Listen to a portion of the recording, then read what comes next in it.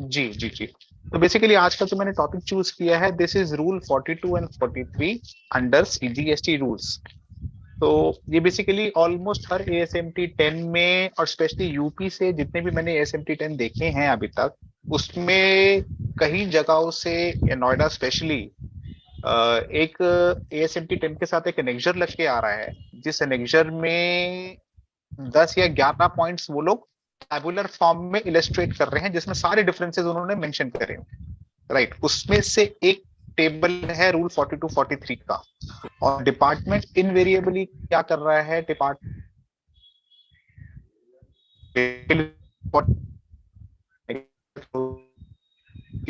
Topic में basically, अगर आपकी कोई आउटवर्ड टैक्सेबल सप्लाई है और आउटवर्ड एग्जेम सप्लाई भी है, राइट, तो आपको बेसिकली आईटीसी कैसे लेना है, आईटीसी का क्या ट्रीटमेंट करना है, बेसिकली उसके ऊपर ये रूल 42 43 बताता है कि आपको आईटीसी को कैसे प्रपोर्शनेट करना है। राइट, तो डिपार्टमेंट क्या कर रहा है एएसएमटी 10 में, वो जो भी आप लोगों ने आईटीसी या टैक्स पे आईटीसी लिया हुआ है, राइट, अगर डिपार्टमेंट को ये दिख रहा है कि आपकी जीएसटीआर 3B में टैक्सेबल सप्लाई भी है और एग्जाम सप्लाई भी है, तो डिपार्टमेंट आंख बंद करके जो भी हम लोग आईटीसी अवेल करते हैं 3B के अंदर, उसको पूरे को उठा के कॉमन क्रेडिट्स में डाल रहा है और उस पर प्रपोर्शनेट का रूल लगा रहा है और डिमांड जनरेट कर रहा है।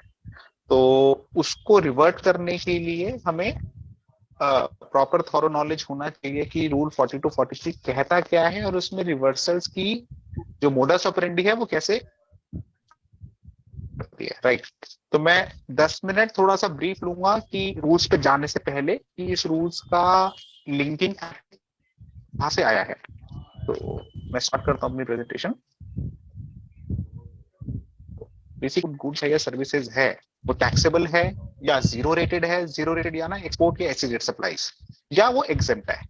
Where the goods or services is used for both taxable and exempt supplies, only proportionate credit is eligible for the registered person. अगर कोई भी व्यक्ति दोनों सप्लाई कर रहा है, उसमें टैक्सेबल सप्लाईज भी है और एग्जेम्प्ट सप्लाईज भी हैं, एग्जेम्प्ट मतलब या तो उस पर टैक्स ही लेविएबल नहीं है या 0% रेट से है, तो उन दोनों केसेस में जो आपका आईटीसी है वो प्रोपोर्शनेट हो जाता है। और प्रोपोर्शनेट किस फॉर्मूले से होता है, वो फॉर्मूला मैं आगे स्क्रीन पे डिस्कस करूंगा।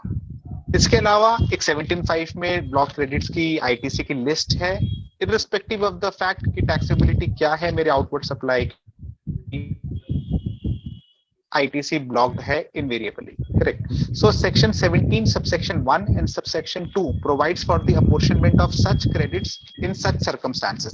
तो सेक्शन 17 1 एंड 17 2 है जहां से रूल 42 और 43 का जन्म होता है।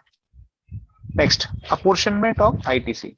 एक section 17 where the goods services both are used by the registered person partly for any business and partly for other purpose। other purpose मतलब non business purpose के लिए। the amount of credit shall be restricted to so much of the input tax credit as is attributable to the purpose of his business। यानी कि कोई भी व्यक्ति दोनों कामों के लिए सप्लाई कर रहा है, बिजनेस पर्पस भी है, कुछ पर्सनल पर्पस भी है suppose, then in that case the ITC would be restricted to only so much of the part attributable to the business, जो उसके बिजनेस के लिए है। क्योंकि आईटीसी का जो हमारा बेसिक सेक्शन है वो ये कहता है कि आपका एंटाइटलमेंट राइट आपका तब स्टार्ट होता है अगर आप इन द कोर्स और फर्दरेंस ऑफ बिजनेस की आईटीसी को आप अवेल कर रहे हैं। राइट, अदरवाइज आईटीसी का राइट क्रिएट नहीं होता है आपके पास। एक छोटा सा एग्जांपल, जैसे suppose mister x owing a bakery the following information for the month of July 17 for example. एक बेकरी चलाने वाला व्यक्ति है मिस्टर एक्स, उनका टोटल आईटीसी है 1 लाख रुपए किसी महीने का, और उसमें उन्होंने जो प्रोडक्ट सोल्ड करे उसमें से 60% तो बिजनेस के लिए उन्होंने सेल कर दिया है, 40% बाई चांस उनके बेटे की बर्थडे पार्टी थी, वो 40% गुड्स अपने घर ले गए। राइट, तो इस केस में आपको 60,000 का इनपुट मिलेगा क्योंकि 60% आपका बिजनेस यूज है, 40% आपका नॉन बिजनेस यूज है। राइट, तो बहुत सिंपल सा example. Next, where the goods और सर्विसेज और बोथ, ये सेक्शन 17(2) की बात मैं कर रहा हूं। वेयर द गुड्स और सर्विसेज और both are used by the registered person partly for effecting taxable supplies including zero rated supplies and partly for effecting exempt supplies, right, the amount of credit shall be restricted to so much of input tax credit as is attributable to the said taxable supplies including zero rated supplies. अब देखिए 17(1) में business use and non business use को अलग करा गया है, right. 17(2) में उन्होंने टैक्सेबल और एग्जेम्प्ट को अलग कराया। तो दोनों सब सेक्शंस का अपने अपनी अहमियत है। जब आगे हम फॉर्मूला पढ़ेंगे तब इस चीज का और हम गौर करेंगे कि ये दो सेक्शन अलग अलग क्यों बनाए गए हैं, कि दोनों सेक्शंस में आईटीसी रिवर्सल का फॉर्मूला डिफरेंट है, राइट। तो सब सेक्शन 1 में basically business and personal use को डिफरेंशिएट किया गया है, एंड सब सेक्शन 2 में business and sorry taxable and exempt supplies को यूज करा गया है। अच्छा, यहाँ पे एक चीज और गौर करने की बात है कि टैक्सेबल सप्लाईज मेरे थर्ड पॉइंट में लिखा हुआ है, taxable supplies including zero rated supply 16 of the IGST act में दिया हुआ है। तो बेसिकली दो प्रकार की सप्लाई हैं तुम्हें। सबसे पहला हो गया exports and second is supplies to the SEZ units. तो इन दोनों में से अगर आप कोई भी काम कर रहे हैं तो उसका आईटीसी आपको अलाउड है, चाहे आप एलयूटी के अंदर उसमें आप सप्लाई कर रहे हैं, उससे कोई फर्क नहीं पड़ता। तो लेट्स बी ऑल क्लियर कि taxable supplies including zero rated supplies के केस में आपको उतना आईटीसी मिल जाएगा जितना आपका टैक्सेबल सप्लाईज और जीरो रेटेड सप्लाईज के लिए आपने इनवर्ट सप्लाईज ली हैं, राइट। तो यहां से आपको जीरो रेटेड सप्लाईज पे आईटीसी लेने का राइट मिलता है सेक्शन 17(2) से। मैं आगे बढ़ता हूं। नेक्स्ट, अब एग्जेम्प्ट सप्लाई क्या होती है, हाँ सबको पता है मोस्टली, बट स्टिल मैं एक बार रिवीजन करा रहा हूं वर्बेटिम सेक्शन क्या कहता है। So exempt supply means supply of any goods or services or both which attracts nil rate of tax or which may be wholly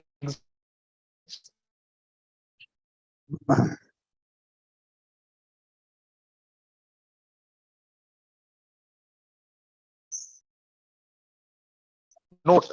Credit of input tax credit may be availed for zero rate supplies, notwithstanding that such supplies may be exempt supplies. Right? ये मैंने बात अभी आपसे discuss किया कि zero rate supplies पे अगर आप टैक्स नहीं दे रहे हैं या जीरो रेट सप्लाईज अगर मेरी एग्जेम्प्ट भी है, मीनिंग देयर बाय अगर मैं कोई ऐसी सप्लाई प्रोवाइड करता हूं,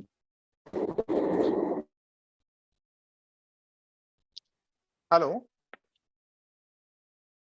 एम आई ऑडिबल? जी सर जी। हाँ, तो जो मैंने नोट किया है ये बड़ा इंपॉर्टेंट नोट है कि अगर आप डोमेस्टिक सेल्स कर रहे हैं, अगर आप डोमेस्टिक सेल्स कर रहे हैं और वो एग्जेम्प्ट है तो आपको आईटीसी का इनपुट नहीं मिलता है, सॉरी ये जीएसटी का इनपुट नहीं मिलता है। बट वही एग्जेम्प्ट सप्लाई आपने एक्सपोर्ट करी है या एसईजेड यूनिट्स को मिली है तो आपको इनपुट क्रेडिट अलाउड है, राइट। तो ये डिफरेंस एक थोड़ा सा जीरो रेटेड में आ जाता है डोमेस्टिक वर्सेस एक्सपोर्ट्स में। ये आपको एक्सपोर्ट्स में चाहे वो एग्जेम्प्ट सप्लाई है in case of domestic sales तब भी उसका आईटीसी अलाउड है, बिकॉज गवर्नमेंट अल्टीमेटली जो जीरो रेटेड सप्लाईज है उसको सस्ता बनाना चाहती है, उसको चीप बनाना चाहती है। गवर्नमेंट का मोटिव है कि export goods and services but not taxes, right. तो एक्सेम्प्ट सप्लाई के केस में अगर वो जीरो रेटेड है तो उसका आईटीसी आपको अलाउड है। 16(2) ऑफ द आईजीएसटी एक्ट में ये चीज प्रोवाइडेड है, राइट। नेक्स्ट, नाउ अब इसमें एक चीज है कि वैल्यू ऑफ एग्जेम्प्ट सप्लाई आप कैसे डिटरमाइन करेंगे। देखिए सेक्शन 15 हमारे केस में बड़ा क्लियरली कहता है कि ट्रांजैक्शन वैल्यू पे टैक्स देना है, करेक्ट, ट्रांजैक्शन वैल्यू पे टैक्स देना है। बट कुछ केसेस में वैल्यू ऑफ एग्जेम्प्ट सप्लाई के लिए डिफरेंट वैल्यूएशन मेथड्स प्रिस्क्राइब्ड हैं। So the value of exempt supplies for the purpose of section 17(2) shall consist of such supplies as may be prescribed as exempted supplies. तो section 11 के अंदर जो notifications हैं basically उसके अंदर हमारे exempt supplies की लिस्ट दे रखी है, तो वो तो शामिल हैं ही हैं। इसके साथ साथ supplies on which recipient is liable to pay tax on reverse charge basis, यानी कि अगर आपकी कोई ऐसी सप्लाई है जिस पे टैक्स सप्लाई एग्जेम्प्ट सप्लाई में आती हैं। इस बात को ध्यान रखिए कि ऑल्दो वो एग्जेम्प्ट नहीं है वो taxably, but the liability to pay the taxes shifts to the recipient. But for the purpose of section 17(2) उसको हमें एग्जेम्प्ट सप्लाई मानना है। Next, transaction in securities. हमें पता है कि ट्रांजैक्शन इन सिक्योरिटीज मतलब गुड्स नहीं है, सर्विसेज नहीं है, but for the purpose of section 17(2) आपको ट्रांजैक्शन इन सिक्योरिटीज को एग्जेम्प्ट सप्लाई मानना है। अब क्वेश्चन आता है कि क्या ट्रांजैक्शन इन सिक्योरिटी, सपोज मैंने किसी कंपनी के 1 लाख के शेयर बेच दिए, ठीक है, तो क्या आप मेरा 1 लाख का पूरा एग्जेम्प्ट सप्लाई मान लेंगे? नहीं। एग्जेम्प्ट सप्लाई के लिए वर्ड रूल 45 में बड़ा क्लियरली गिवन है कि 1% ऑफ द सेल वैल्यू, यानी कि मेरे केस में अगर मैंने 1 लाख की कोई शेयर्स बेचे हैं पूरे साल में, तो 1 लाख का 1% मतलब 1,000 रुपए मेरी एग्जेम्प्ट सप्लाई मानी जाएगी for the purpose of apportionment. इस चीज को हम ध्यान, तो आज की डेट में तो ऑलमोस्ट हर आईटीआर में आपको कैपिटल गेन्स मिलेगा ही मिलेगा, because people have become more aware, लोग अब मार्केट की तरफ ज्यादा जा रहे हैं। तो अगर आपके केस में, आपके किसी भी क्लाइंट के केस में ट्रांजैक्शन इन सिक्योरिटीज हैं, तो आप चौकन्ना हो जाइए कि आपके केस में रूल 42 43 अप्लाई हो चुका है। चाहे उस पर टैक्स नहीं है, बट चाहे वो गुड्स नहीं है, चाहे वो सर्विसेज नहीं है, बट वो आपका 42 43 में हिट करेगा प्रोविजन। बट एग्जेम्प्ट सप्लाई आपको 1% मानी जाएगी सेल वैल्यू की। Second, sale of land. Sale of land हम सब जानते हैं कि शेड्यूल 3 में non, it is treated neither as supply of goods not supply of services. But अगर आपकी बैलेंस शीट में, अगर आपकी बुक्स ऑफ अकाउंट्स में सेल ऑफ लैंड आ रहा है, तो दोबारा चौकन्ना हो जाइए कि आपका वो एग्जेम्प्ट सप्लाई माना जाएगा। So for the purpose of section 17(2), the stamp duty value of the sale of land will be treated as an exempt supply, not the whole consideration that you have received, right? तो please keep in mind कि सिर्फ stamp duty value को ही, चाहे आपने suppose stamp duty value किसी case में 50 लाख है, आपने 75 लाख में वो लैंड बेच दी, right, but for the purpose of apportionment, for the purpose of rule 42 43 आपको एग्जेम्प्ट वैल्यू 50 लाख ही माननी है। Same thing goes with sale of building also. Sale of building के केस में भी आपको स्टैम्प ड्यूटी वैल्यू ही कंसीडर करनी है value of exempt supplies. Next, एक इसमें एक्सप्लेनेशन बाद में ऐड हुआ था through amendment, that for the purpose of this subsection. देखिए, एक आपके माइंड में ये आएगा कि जब मैं डी और ई पॉइंट की बात कर रहा हूँ, जब डी और ई पॉइंट ये मेरे शेड्यूल 3 में गिवन है बहुत क्लियरली कि this is treated neither as supply of goods nor as supply of services, तो हम उसको फिर एग्जाम सप्लाई की बात क्यों कर रहे हैं, राइट? तो इसमें एक एक्सप्लेनेशन ऐड कर दिया गया था कि for the purposes of this subsection the expression value of exempt supply shall not include the value of activities or transaction specified in schedule 3 except those specified in paragraph 5 of the said schedule। तो paragraph 5 में हमारी land और building का प्रावधान है। Schedule 3 पूरा, अगर आपकी शेड्यूल 3 की कोई भी ट्रांजैक्शन है जो आपकी बुक्स में आ रही हैं, तो आपको उसको एग्जेम्प्ट सप्लाई के पर्पस के लिए नहीं देखना है, बट आपको सिर्फ जो डी और ई पार्ट है उसमें आपको बेसिकली आपको कंसिडर करना है ये वैल्यूएशन रूल्स, राइट? सो मैं आगे बढ़ता हूँ, एक छोटा सा एग्जांपल, और धीरे धीरे करके मैं एग्जांपल्स को कॉम्प्लिकेट करता चला जाऊंगा, तो आपको ग्रेजुअली पूरा रूल 42 43 समझ आ जाएगा।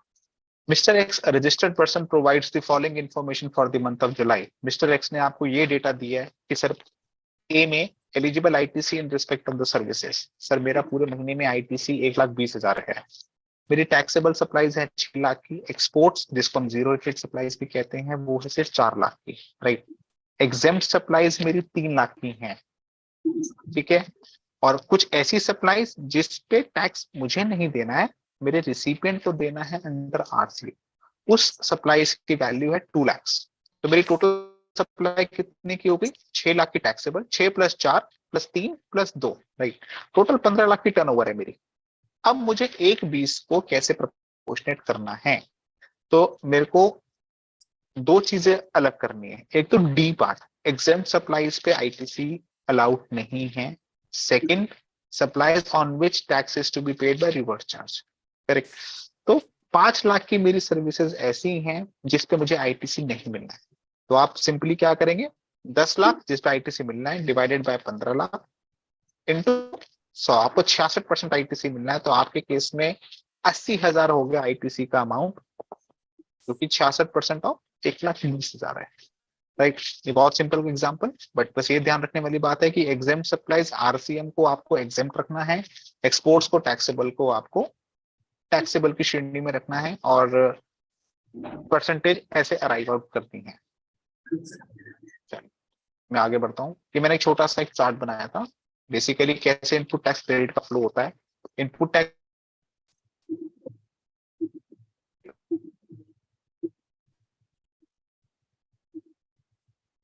अगर आईटीसी में अगर बिजनेस पर्पस के लिए है और मेरा बिजनेस पूरा Holi taxable and zero rate supplies का है, तो मुझे पूरा आईटीसी मिलेगा। अगर मेरा बिजनेस होली एग्जेम्प्ट है तो मुझे आईटीसी नहीं मिलेगा। करेक्ट। अगर मेरा बिजनेस में पार्टली टैक्सेबल सप्लाईज हैं और पार्टली एग्जेम्प्ट सप्लाईज हैं, तो टैक्सेबल सप्लाई वाले के रिस्पेक्ट में जो मैंने खर्चा किया है उसका मुझे आईटीसी मिल जाएगा, बट जो मैंने एग्जेम्प्ट सप्लाई के लिए करा है उसके लिए हमें नहीं मिलेगा, नॉट क्लेमेबल। गणेश जी ने भी हैंड रेज करा है, गणेश जी बताइए।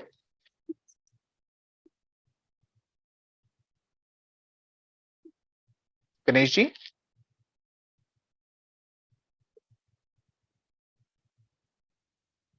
इतना गलती से हो गया हैंड रेज। अच्छा नेक्स्ट, तो नॉर्मल बिजनेस के लिए मेरा ये रूल है। अब मैं आता हूं banking company and financial institution, इसके लिए एक स्पेशल प्रोविजन प्रोवाइडेड है लॉ के अंदर। इनके पास ऑप्शन दिया है गवर्नमेंट ने, इन्हें कहा है कि आप या तो आप ये वाला फॉर्मूला लगा लो जो रूल 42 और 43 है, या फिर आपके पास एक ऑप्शन ये है कि आप ad hoc 50% of the eligible ITC, right, आप एडहॉक अवेल कर लो। आपको ये प्रोपोर्शनेट करने की जरूरत नहीं है कि कितना मेरा टैक्सेबल है कितना एग्जेम्प्ट है। आपका जो भी टोटल आईटीसी बनता है उसका 50% आपको एडहॉक आईटीसी दे देते हैं, और 100% आईटीसी आपका अगर ब्रांच ट्रांसफर के केस में आपका आईटीसी को इनपुट खड़ा होता है, जो हमारा डीम्ड सप्लाई भी जिसको हम कहते हैं, तो अगर डीम्ड सप्लाई के रिस्पेक्ट में कोई आईटीसी है वो आप पूरा ले लीजिए। इसके अलावा जो थर्ड पार्टी आपके पास आईटीसीज हैं उसको एडहॉक आप 50% ले लीजिए, कोई दिक्कत नहीं। और अगर आपने नॉन बिजनेस पर्पस के लिए यूज करा है तो हमने डिस्कस कर लिया कि that is not claimable under section 17 subsection 1, right. तो छोटा सा एक टेबल फ्लो चार्ट मैंने बनाया था फॉर बेटर अंडरस्टैंडिंग।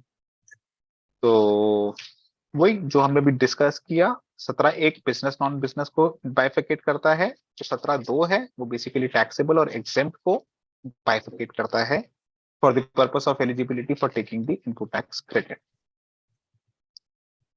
अब मैं थोड़ा सा और डिटेल में जाता हूँ। अब ये तो था मैंने बेस क्रिएट करा कि एक्ट का कौन सा प्रोविजन है जो ये कहता है कि आपको आईटीसी किस चीज का मिलेगा, किस चीज का आईटीसी नहीं मिलेगा। अब मैं ये तो क्लियर है हमें कि हमें नॉन बिजनेस पर्पस का नहीं मिलेगा, हमें एग्जेम्प्ट सप्लाई का नहीं मिलेगा।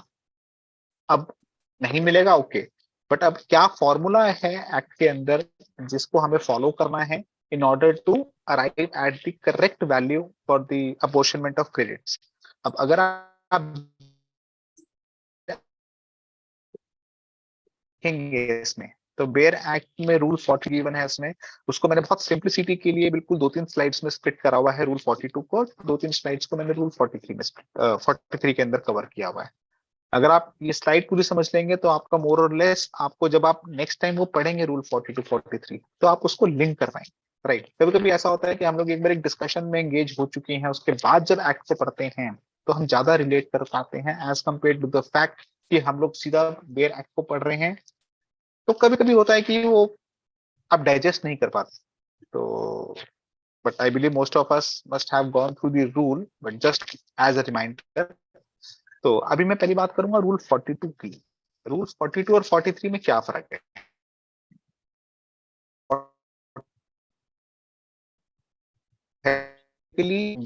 जो हमारा इनपुट्स हैं और इनपुट सर्विसेज, राइट, इनपुट और इनपुट सर्विसेज का रिवर्सल बताता है। और जो रूल 43 है that is applicable only for the capital goods.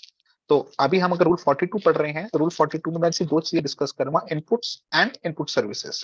Capital goods की अभी हम बात नहीं करेंगे।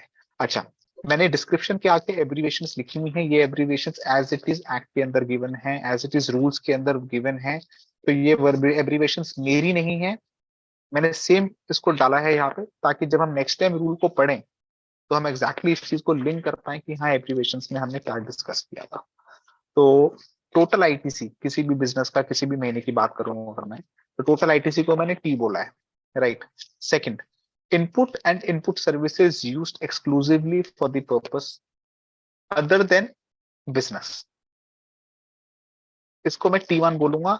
यहाँ पे ध्यान रखिए कि मैंने एक्सक्लूसिवली बोला है for the purposes other than business, correct, के अंदर, इसको मैं टी1।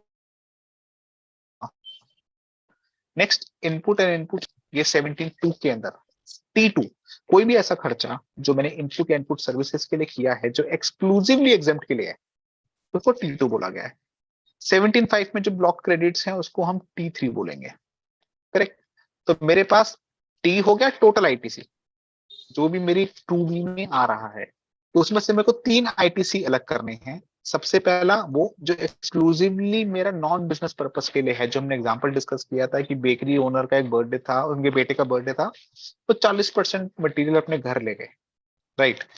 तो वो सप्लाई कोई मतलब बिजनेस पर्पस के लिए नहीं हुई, बट उसको बनाने के लिए तो आपका खर्चा हुआ, तो for the purposes other than business, इसको हम बोलेंगे टी1, राइट। इसका क्रेडिट नहीं मिलना। सेकेंड टाइप का जो आईटीसी हमें अलग करना है वो बोला आईटीसी है जो एक्सक्लूसिवली, एक्सक्लूसिव वर्ड को मैंने बोल्ड और कैपिटल्स में इसलिए लिखा है बिकॉज ये बड़ा इंपॉर्टेंट है। आप कोई ऐसा खर्चा मत इंक्लूड करिएगा जो कॉमन है, जो पार्टली दोनों के लिए, मतलब दोनों के लिए यूज हुआ है। तो input and input services used exclusively for example supply, इसको मुझे अलग करना है। तीसरा, ब्लॉक क्रेडिट मेरा अलग होना ही होना है। तो इससे मेरा क्या अराइव हो जाए, इससे मेरा एक C1 आ जाएगा। C1 मीन्स बोला इनपुट जो मेरा एक्सक्लूसिवली, पार्टली मतलब हो सकता है उसका कुछ जो खर्चा किया है मैंने उससे मैं कुछ टैक्सेबल सप्लाईज भी दे रहा हूँ, कुछ एग्जेम्प्ट सप्लाईज भी दे रहा हूँ, करेक्ट। तो partly for taxable, partly for exempt supplies, तो इसको हम बोलेंगे C1। तो C1 मेरा कैसे निकलेगा, टी, टी मतलब टोटल आईटीसी माइनस ये जो 3 वैरायटी थी आईटीसी की, इसको अगर माइनस करेंगे तो मेरा आ जाएगा टी, करेक्ट। तो ये मेरा आईटीसी वो है जो मुझे क्रेडिट करना है इलेक्ट्रॉनिक क्रेडिट लेजर में, करेक्ट। तो ये आईटीसी वो है जो मेरा बेसिकली अल्टीमेटली क्रेडिट लेजर में हिट होगा, C1। तो ठीक है, तो ये हमारा हो गया फॉर टैक्सेबल सप्लाईज। अब मैं फॉर्मूले को आगे लेके चलता हूं। नेक्स्ट, मेरे को एक आईटीसी वो निकालना है जो एक्सक्लूसिवली है टैक्सेबल सप्लाईज के लिए, इसको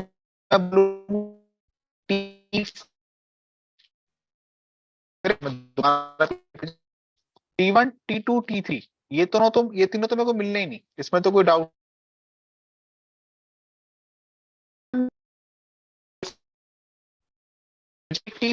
पर वो है जो एक्सक्लूसिवली टैक्सेबल सप्लाईज के लिए है, इंक्लूडिंग जीरो रेटेड सप्लाईज, ठीक है। तो मेरे पास 4 प्रकार के आईटीसीज हो गए।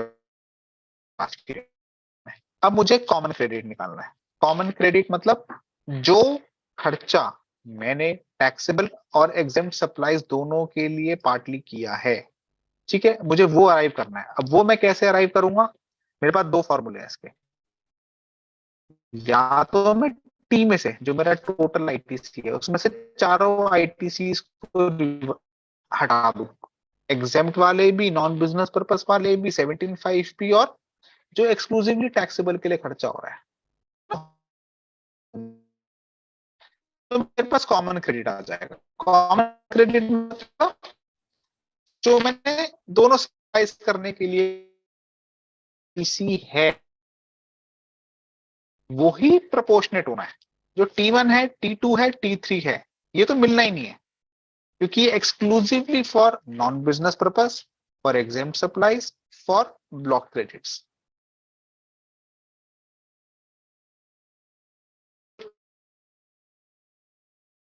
उस कोई डाउट नहीं, राइट। तो मुझे कॉमन आईटीसी पे आना है, वो कॉमन आईटीसी जिसका मुझे इनपुट नहीं मिलना है। राइट। तो इसको मैं बोलूंगा C2 या फिर C2 बोलते हैं इसको। C2 में दो मेथड्स हैं। अच्छा, अगर जब मेरे पास कॉमन क्रेडिट की फिगर आ गई, जब मुझे पता चल गया कि इतना खर्चा ऐसा है जो टैक्सेबल के लिए भी एग्जेम्प्ट के लिए है, तो उसमें मैं लगा दूंगा टर्नओवर का प्रोपोर्शनेट रेशियो। C2, C2 मतलब अभी हमने यहां से उठाया इसको C2 को, जो मेरा कॉमन क्रेडिट है, into exempt supply divided by total turnover. E stands for exempt supply, F stand for total turnover. तो मैंने प्रोपोर्शनेट निकाल लिया कि मेरा कितना आईटीसी है जो एट्रीब्यूटेबल है किसको, एग्जेम्प्ट सप्लाईज को। इसलिए मैंने एग्जेम्प्ट सप्लाईज की टर्नओवर को ऊपर लिखा है, टोटल टर्नओवर को नीचे लिखा है। Correct.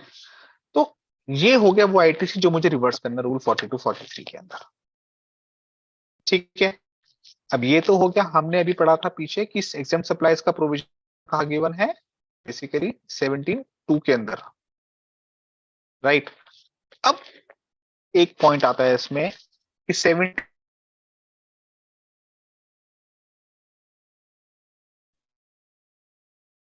Business and non business purpose.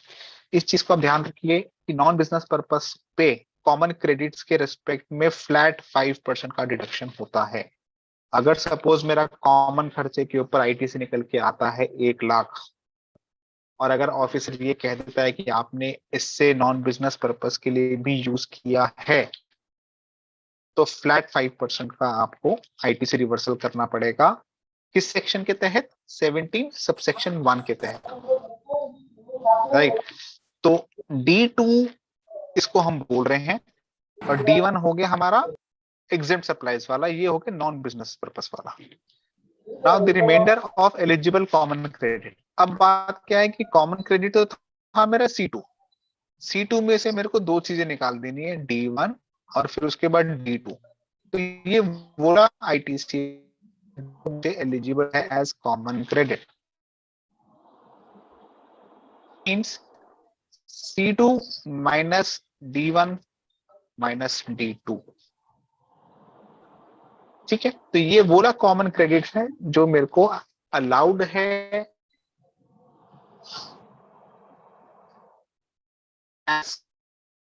Right.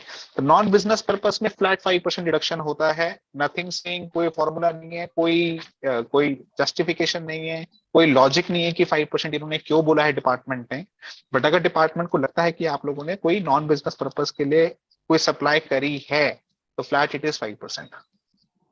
अब देखिए, ये जो सारी वर्किंग है, ये बेसिकली हमें मंथ ऑन मंथ बेसिस पे करनी होती है। हर महीने का आईटीसी उठाइए, हर महीने की टैक्सेबल और एग्जेम्प्ट सप्लाई उठाइए, उस पर ये प्रोपोर्शनेट लगाते जाइए, आपका हर महीने आईटीसी रिवर्सल निकलता जाएगा रूल 42 रूल 43 का। ये प्रोवाइडेड है रूल 42 सब रूल 1 के अंदर। अब एक रूल है रूल 42 सब रूल 2। देखिए, कई जगह मैंने देखा है कि लोग मंथली रिवर्सल्स तो कर रहे हैं प्रोपोर्शनेट पे, करेक्ट, बट रूल 42 2 को इग्नोर कर जाते हैं।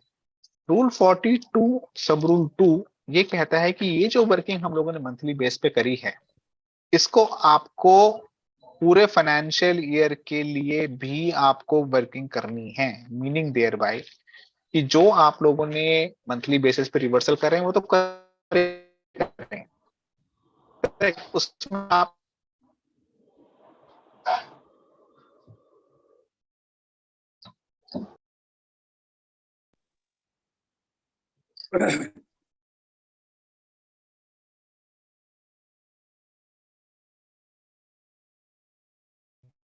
राइट। तो पूरे साल की टर्नओवर को उठा के आप उसमें डालिए अपनी इन एब्रीवेशंस में। टोटल आईटीसी आपने क्या की है, जैसे अगर मैं इसी की बात करूं तो ई और एफ। तो ई और एफ में अभी तक तो हम लोग मंथली फिगर्स डाल रहे थे, अब यहाँ पे एनुअल फिगर्स आ जाएंगे। करेक्ट।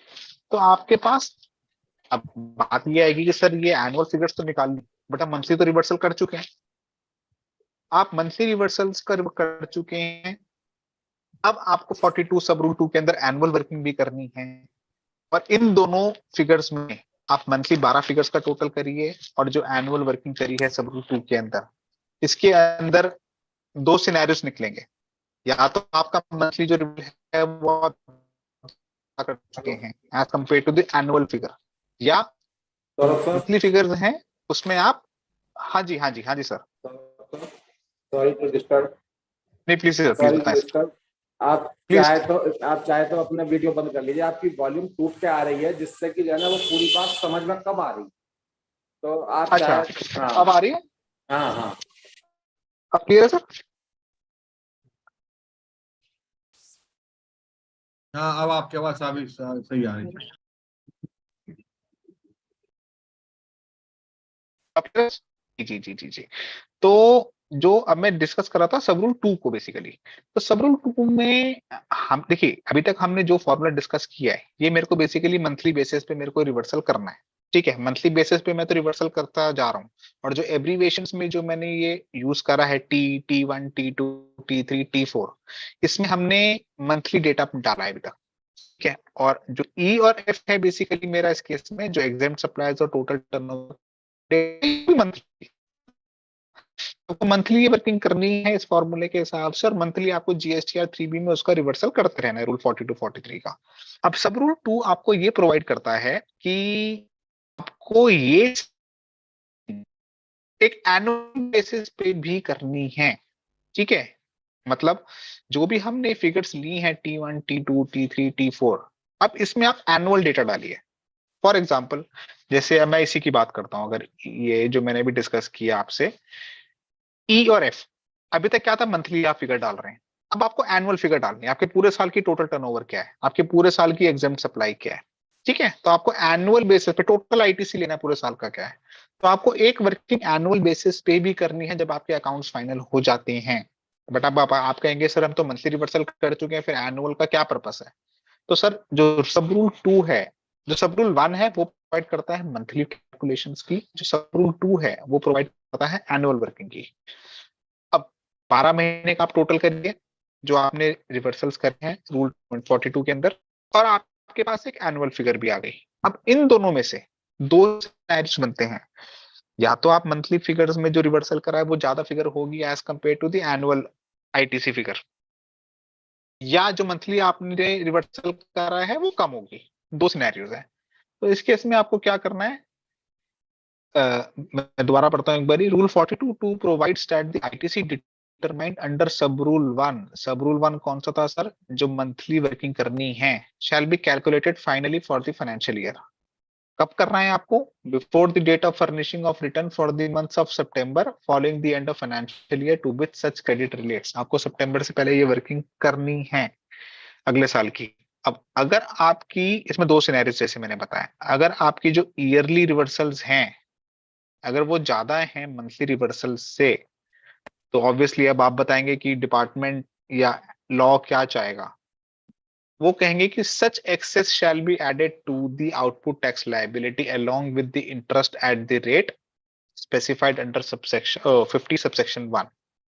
यानी कि अगर आपका एनुअल रिवर्सल की फिगर मंथली रिवर्सल की फिगर से ज्यादा है, तो सर आपको ये रिवर्सल करना है अपने 3B के अंदर या DRC 03 के अंदर। और सबसे मेन बात यह है कि इंटरेस्ट के साथ।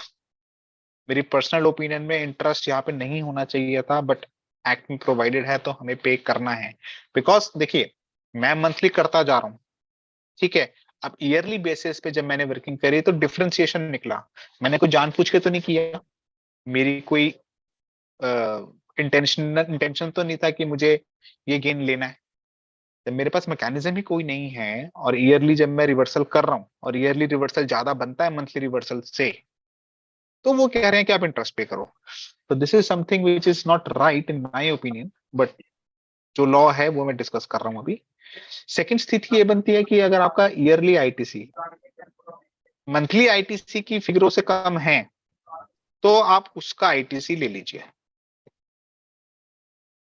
ठीक है ना, तो ये वर्किंग हम एक सब रूल 2 के अंदर मंथली ईयरली बेसिस पे करते हैं, जिसका इम्पैक्ट आपको साल खत्म होने के बाद अपनी 3B में या DRC 03 में लेना है। अगर आईटीसी लेना है तो 3B में लेना है, अगर आईटीसी आपको वापस करना है 18% इंटरेस्ट के साथ, तो आपके पास दो ऑप्शन है, या तो आप 3B में कर दीजिए या DRC 03 के तहत कर दीजिए। राइट, तो ये था सब रूल उसके अंदर। अब मैंने एक एग्जांपल के साथ आपको डिस्कस करना चाहें, सारे पार्टिसिपेंट से मैं रिक्वेस्ट करूंगा, अगर ये क्वेश्चन है बेसिकली, इस क्वेश्चन का अगर स्क्रीनशॉट ले लें या फोटो खींच लें फोन में, तो अगले पेज पे इसका आंसर है, आपको सहूलियत हो जाएगी आंसर डिस्कस करते वक्त। मैं दोनों चीज एक टेबल पे नहीं डाल पाया क्योंकि बहुत छोटा हो जाता है उस केस में, बट आप इन सबका इसका इसका क्वेश्चन का स्क्रीनशॉट ले लीजिए ताकि आंसर में आपको इजी रहेगा। अब मैं रूल 42 का एक एग्जांपल आपसे डिस्कस कर रहा हूँ। इसमें एक्स है जो एक बेकरी प्रोडक्ट्स में डील कर रहे हैं। इसमें बेसिकली वो बिस्किट्स की, इनकी जो बिस्किट्स जो टैक्सेबल हैं उसकी टर्नओवर है कितनी, 12 करोड़। ठीक है, बिस्किट्स उन्होंने कुछ एक्सपोर्ट्स भी करे हैं, उसकी टर्नओवर है आपकी 3 करोड़। ठीक है, तो बिस्किट्स की टोटल टर्नओवर होगी 15 करोड़, जो इन्होंने परचेज करा था 12 करोड़ में। 12 करोड़ पे उन्होंने आईटीसी 1.44 करोड़ दिया, तो ये इनका टोटल इनपुट है बेसिकली बिस्किट्स के रिस्पेक्ट में। ठीक है, सेकंड प्रोडक्ट ये बेचते थे रस। रस टोटली सपोज एग्जेम्प्टेड थे या एग्जेम्प्टेड हैं, इसकी टर्नओवर है 5 करोड़, इन्होंने परचेज किए थे 4 करोड़ का, क्योंकि ये एग्जेम्प्टेड है तो उस पर कोई आईटीसी नहीं है। ठीक है, अब तो टोटल पोजीशन क्या आ गई बिजनेस की, टोटल पोजीशन ये आ गई कि टोटल 20 करोड़ की टर्नओवर है, 16 करोड़ की परचेज है और 1.44 करोड़ का आईटीसी है पूरे बिजनेस का। अब ये तो हो गया डायरेक्ट परचेज का डेटा। अब मैं कॉमन इनपुट सर्विस की बात करता हूँ। कॉमन में वो दो प्रकार के खर्चे करते थे, एक तो अपनी शॉप का वो रेंट देते थे जिसका किराया था 2 करोड़ रुपए, 2 करोड़ पे वो 36 लाख का इनपुट क्रेडिट उन्होंने पे किया। ठीक है, जीएसटी पे किया लैंडलॉर्ड को। और दूसरा उन्होंने एक सर्विस ली, रेंट अ कैब सर्विस, जिसका खर्चा था 2 लाख रुपए और जिसपे उन्होंने जीएसटी पे किया 36,000 रुपए। ठीक है, तो ये डेटा क्लियर है। अब मैं इसमें एक राइडर ऐड कर रहा हूँ कि सपोज वो 10% दोनों आइटम्स का वो अपने घर ले गए थे क्योंकि उनके बच्चे की बर्थडे पार्टी थी। तो मैंने इसमें दोनों कंपोनेंट ऐड कर लिए, 17(1) और 17(2) के, यानी कि एग्जेम्प्ट और टैक्सेबल का मैंने ले लिया डिफरेंस, मतलब फिगर्स, और पर्सनल कंजम्पशन या बिजनेस कंजम्पशन दोनों का बेसिकली मैंने एग्जाम्पल इसमें नोट ऐड कर दिया। तो अब मैं आगे पेज पे चलता हूँ। तो ये बड़े क्लियर है, हमारा बिस्किट और रस का सेल है और दो प्रकार की मेरी कॉमन इनपुट सर्विस है। अब मैं इसके एग्जाम उस पे जाता हूँ कि बेसिकली रूल 42 43 मेरे को कैसे चलना है। अब देखिए टोटल आईटीसी मेरा कितना है, टोटल आईटीसी है मेरा 1.44 करोड़। ये मेरा किसका था, बिस्किट्स का। इसके बाद 16 लाख और 36,000।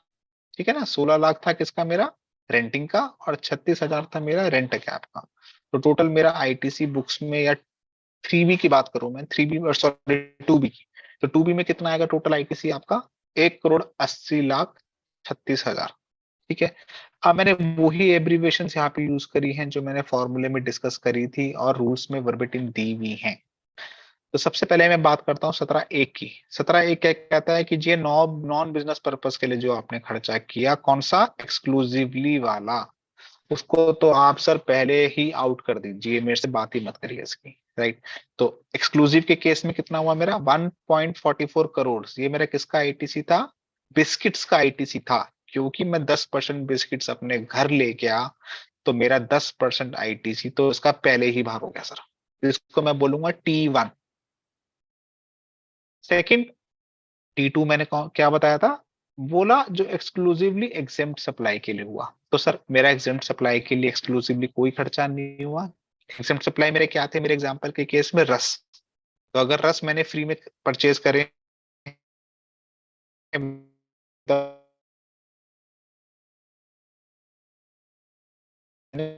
फ्री, तो इस पे कोई मेरा मेरा आईटीसी नहीं, तो मैंने फिगर लिख दी निल।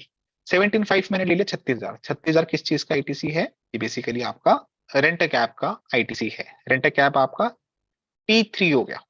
राइट, अब मेरा C1 क्या था, C1 है आईटीसी जो एक्सक्लूसिवली या तो टैक्सेबल के लिए है या पार्शियली टैक्सेबल के लिए है।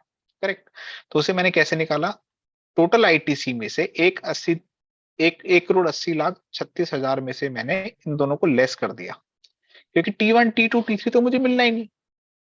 तो T में से T1 T2 T3 तीनों को लेस कर दीजिए, आपका बैलेंस वो आ जाएगा, बोला आईटीसी जो आपने या तो एक्सक्लूसिवली टैक्सेबल के लिए यूज करा या पार्शियली यूज करा। अब देखिए आप, इसमें एक तो वो आईटीसी है जो मैंने बिस्किट्स परचेज करे और मैंने बिजनेस के लिए सेल भी करे, करेक्ट। और दूसरे प्रकार का आईटीसी है इसमें रेंटिंग ऑफ इमूवेबल प्रॉपर्टी। अगर क्वेश्चन आपके सामने खुला होगा तो आप फिगर्स को लिंक कर पा रहे होंगे इसका। तो ये हो गया मेरा C1, ठीक है। अब मुझे इसमें से वो आईटीसी निकालना है जो मैंने एक्सक्लूसिव टैक्सेबल के लिए खर्चा किया। वो कितना मेरा, जो मैंने यहाँ पे 1,44,00,000 में से 10% घटा दिया था क्योंकि मैं बर्थडे पार्टी पे ले गया था बच्चे के। बाकी जो बचा है वो मेरा एक्सक्लूसिवली टैक्सेबल के लिए है। तो ये मेरा पूरा 1,29,60,000 रुपए प्योर मेरा टैक्सेबल सप्लाई का आईटीसी है। मीनिंग देर में क्या, कॉमन क्रेडिट डालना मेरे को बेसिकली, ठीक है ना, क्योंकि T4 तो आपको पूरा मिलना है, T4 तो आपको पूरा मिलना है। तो कॉमन क्रेडिट आपका कितना हो गया, जिसको हम बोलेंगे C2, कॉमन क्रेडिट हो गया मेरा 36,000। 36,000 मतलब रेंटिंग ऑफ प्रॉपर्टी का जो मेरा क्रेडिट है, जो मैंने शॉप है वो मैंने किराए पे ली थी, उससे मैं दोनों चीजें बेच रहा था, रस भी बेच रहा था और बिस्किट्स भी बेच रहा था। तो 36,000 मेरा कॉमन क्रेडिट रह जाता है। 36,000 को मुझे कैसे,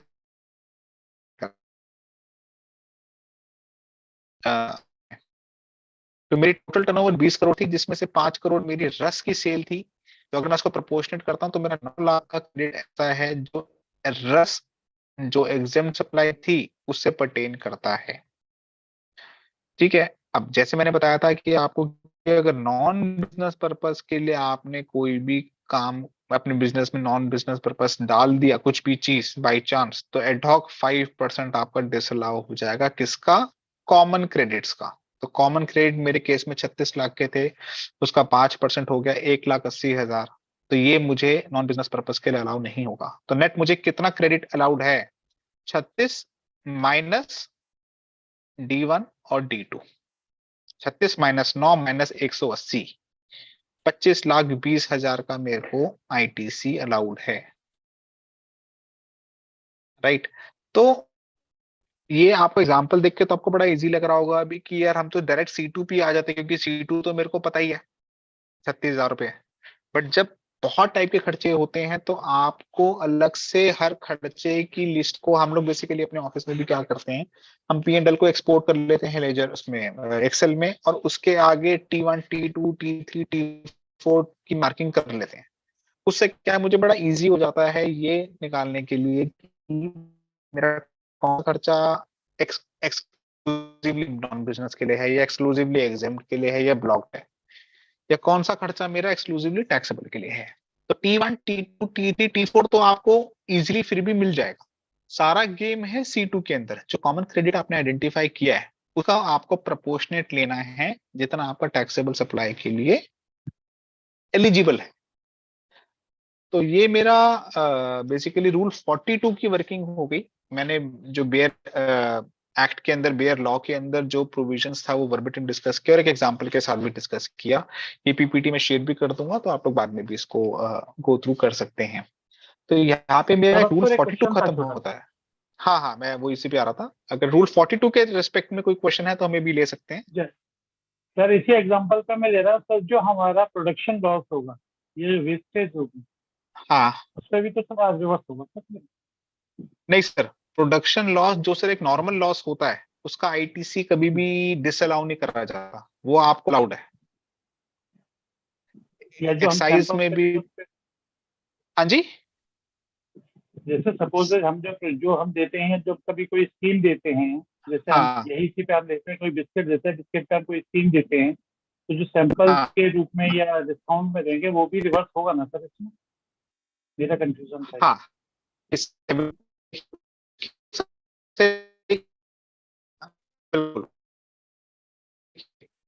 फ्री, इस टाइप की जो इस टाइप की जो स्कीम्स निकालते हैं इसके लिए ऑलरेडी सर्कुलर इशूड है डिपार्टमेंट की तरफ से। और आपको देखिए, सबसे पहले जो आप स्कीम्स की बात कर रहे हैं उसमें सबसे पहले आपको आइडेंटिफाई करना है कि ये क्या मेरा 17(5) के अंदर फॉल करता है नहीं करता है। फ्री गिफ्ट है ना, free gift, distributed as sample, destroyed, जो इस टाइप की चीजें हैं। तो अगर आपको पहले तो आप सीबीआईसी का सर्कुलर है फ्री सैंपल्स के लिए, by one get one free के लिए, राइट, उसको रेफर करते हुए अगर आप ये कंक्लूड करते हैं कि हाँ भी मुझे आईटीसी नहीं मिलना है, तो आपका 17.5 का आईटीसी बन जाएगा, उसको आपको बाहर करना पड़ेगा, क्योंकि स्कीम्स की बहुत वैरायटी है सर, स्कीम्स की बहुत वही मैं वैरायटी है। सेल्स प्रमोशन टाइप की जैसे होता है कि जैसे one plus by one get one नहीं, जैसे ये है कि आपने 10 पैकेट किए तो एक पैकेट फ्री है, हाँ, टर्नओवर बेस्ड जो होते हैं। यस यस यस, बिल्कुल बिल्कुल। तो आपका जो डिपार्टमेंटल का जो सर्कुलर आया है इन सारी स्कीम्स के लिए, उसमें काफी सारी स्कीम्स का ब्यौरा दे रखा है कि अगर ये स्कीम है तो आपका आईटीसी का ये स्टैंड होगा, ये स्कीम है तो आपका आईटीसी का ये स्टैंड होगा। आपको उस सर्कुलर को रेफर करते हुए आपको इस फॉर्मूले में पुट करना है। देखिए, बेसिकली T1 T2 T3 में बाइफिकेशन करना है चीजों को। जी, अच्छा। आपने अगर ये बाइफिकेशन कर ली, स्कीम्स के लिए भी सर आपको वो सर्कुलर को यूज करते हुए इन्हीं 4 पैरामीटर में फिट करना है। क्या मेरा T1 है, क्या T2 है, क्या T3 है, क्या T4 है। एक बार वो क्लासिफिकेशन हो गया तो आपका ये फॉर्मूला ठीक काम कर जाएगा। जी, ये आपका फॉर्मूला ठीक काम कर जाएगा। तो रूल 42 बेसिकली इनपुट और इनपुट सर्विसेज के रिस्पेक्ट में है, ठीक है ना। तो मैं समराइज करता हूं। पहले हमें मंथली वर्किंग करनी है मंथली डेटा के साथ, राइट, इस पूरे फॉर्मूले की। और मंथली 3B में मेरे को रिवर्सल करता चलना है रूल 42 रूल 43 का। उसके बाद साल खत्म होने के बाद जब मेरे पास एनुअल बुक्स रेडी हैं, तो मेरे को सेम वर्किंग सर एक एनुअल बेसिस करनी है। उसमें एनुअल बेसिस का डेटा डालना है, जो एनुअल बैलेंस शीट्स है मेरी, उसका डेटा डाल के फिर दोबारा इस फॉर्मूले की वर्किंग करनी है। अब उसका नटशेल में 2 रिजल्ट होंगे, या तो जो मंथली आपने रिवर्सल करा है वो ज्यादा हो गया है as compare to the annual, या कम हो गया है। तो ही ऑप्शन है। अगर आप ज्यादा रिवर्सल कर चुके हैं as compare to the annual data, तो आप आईटीसी ले लीजिए, कोई दिक्कत नहीं है। बट अगर आपने जो मंथली रिवर्सल्स करे हैं उसका टोटल कम आता है एनुअल रिवर्सल वाले डेटा से, तो आपको वो आईटीसी रिवर्स करना है 18% पर एनम इंटरेस्ट रेट के साथ।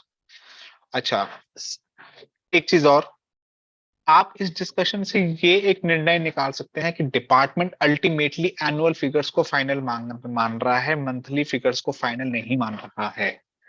तो सर कई बार क्या होता है, मंथली बेसिस पे इतना सारा डेटा मिलना या इतना सारा वर्किंग करना मुश्किल हो जाता है। ये सब आप भी समझते हैं, कई भी प्रैक्टिकल केसेस आते हैं इस टाइप के सर, कि मंथली बेसिस पे हम नहीं कर पाते हैं, या इतना टाइम नहीं होता, या इतनी एक्यूरेट अकाउंटिंग नहीं हो पाती। तो उस केस में आप एनुअल वाला स्टेप पे भी कर लेंगे तो डिपार्टमेंट उससे सेटिस्फाइड है। बस उसमें एक चीज है कि इंटरेस्ट हैवी हो जाएगा। सपोज मैं मंथली बेसिस पे 90 रुपए का रिवर्सल कर चुका था और एनुअल पे बनता है 100 का रिवर्सल, तो मुझे सिर्फ 10 पे इंटरेस्ट देना है, करेक्ट। बट अगर आप सीधा एनुअल रिवर्सल्स पे जाएंगे, आप मंथली रिवर्सल नहीं करेंगे, तो पूरे 100 के 100 पे इंटरेस्ट देना पड़ेगा। बस इतना ही इम्पैक्ट है, इससे ज्यादा कोई इम्पैक्ट नहीं है इसका। तो हम लोग हमेशा 99C के टाइम इस चीज को ध्यान रखते हैं उन केसेस में जहां पे मंथली डेटा वर्किंग नहीं हो पाती है। क्योंकि कई बार क्या होता है सर कि एग्जेम्प्ट सप्लाई का डेटा हमें मिल भी नहीं पाता, या कभी कभी दिमाग में नहीं होता कि सर ये कोई एग्जेम्प्ट सप्लाई, सपोज किसी क्लाइंट ने लैंड बेच दी। अब ठीक है, लैंड बेच दी, वो डेटा पता ही नहीं चला। अकाउंटेंट ने जो मंथली डेटा भेजा 3B के लिए, उसमें उसको जिक्र नहीं किया। वो कहता है ये तो बिल्कुल अलग चीज है, इसकी बात क्या करनी, लैंड पे तो जीएसटी नहीं है। अब आपके पास एनुअल बैलेंस शीट आ गई, आप कहते हैं यार इसमें तो लैंड भी बिकी है, इसमें तो बिल्डिंग भी बिकी है, तो 42 43 एप्लीकेबल हो जाता है। तो आप एनुअली इसको डायरेक्ट उस स्टेप पे जा सकते हैं, बट इंटरेस्ट की लायबिलिटी बढ़ जाएगी। ओंकार जी ने हैंड रेस करा है, प्लीज सर। ओंकार जी प्रश्न पूछिए अपना आप। ओंकार चौरसिया जी, ओंकार चौरसिया जी। सर आवाज आ रही है? हाँ, आ रही है सर, आ रही है। सर नमस्कार।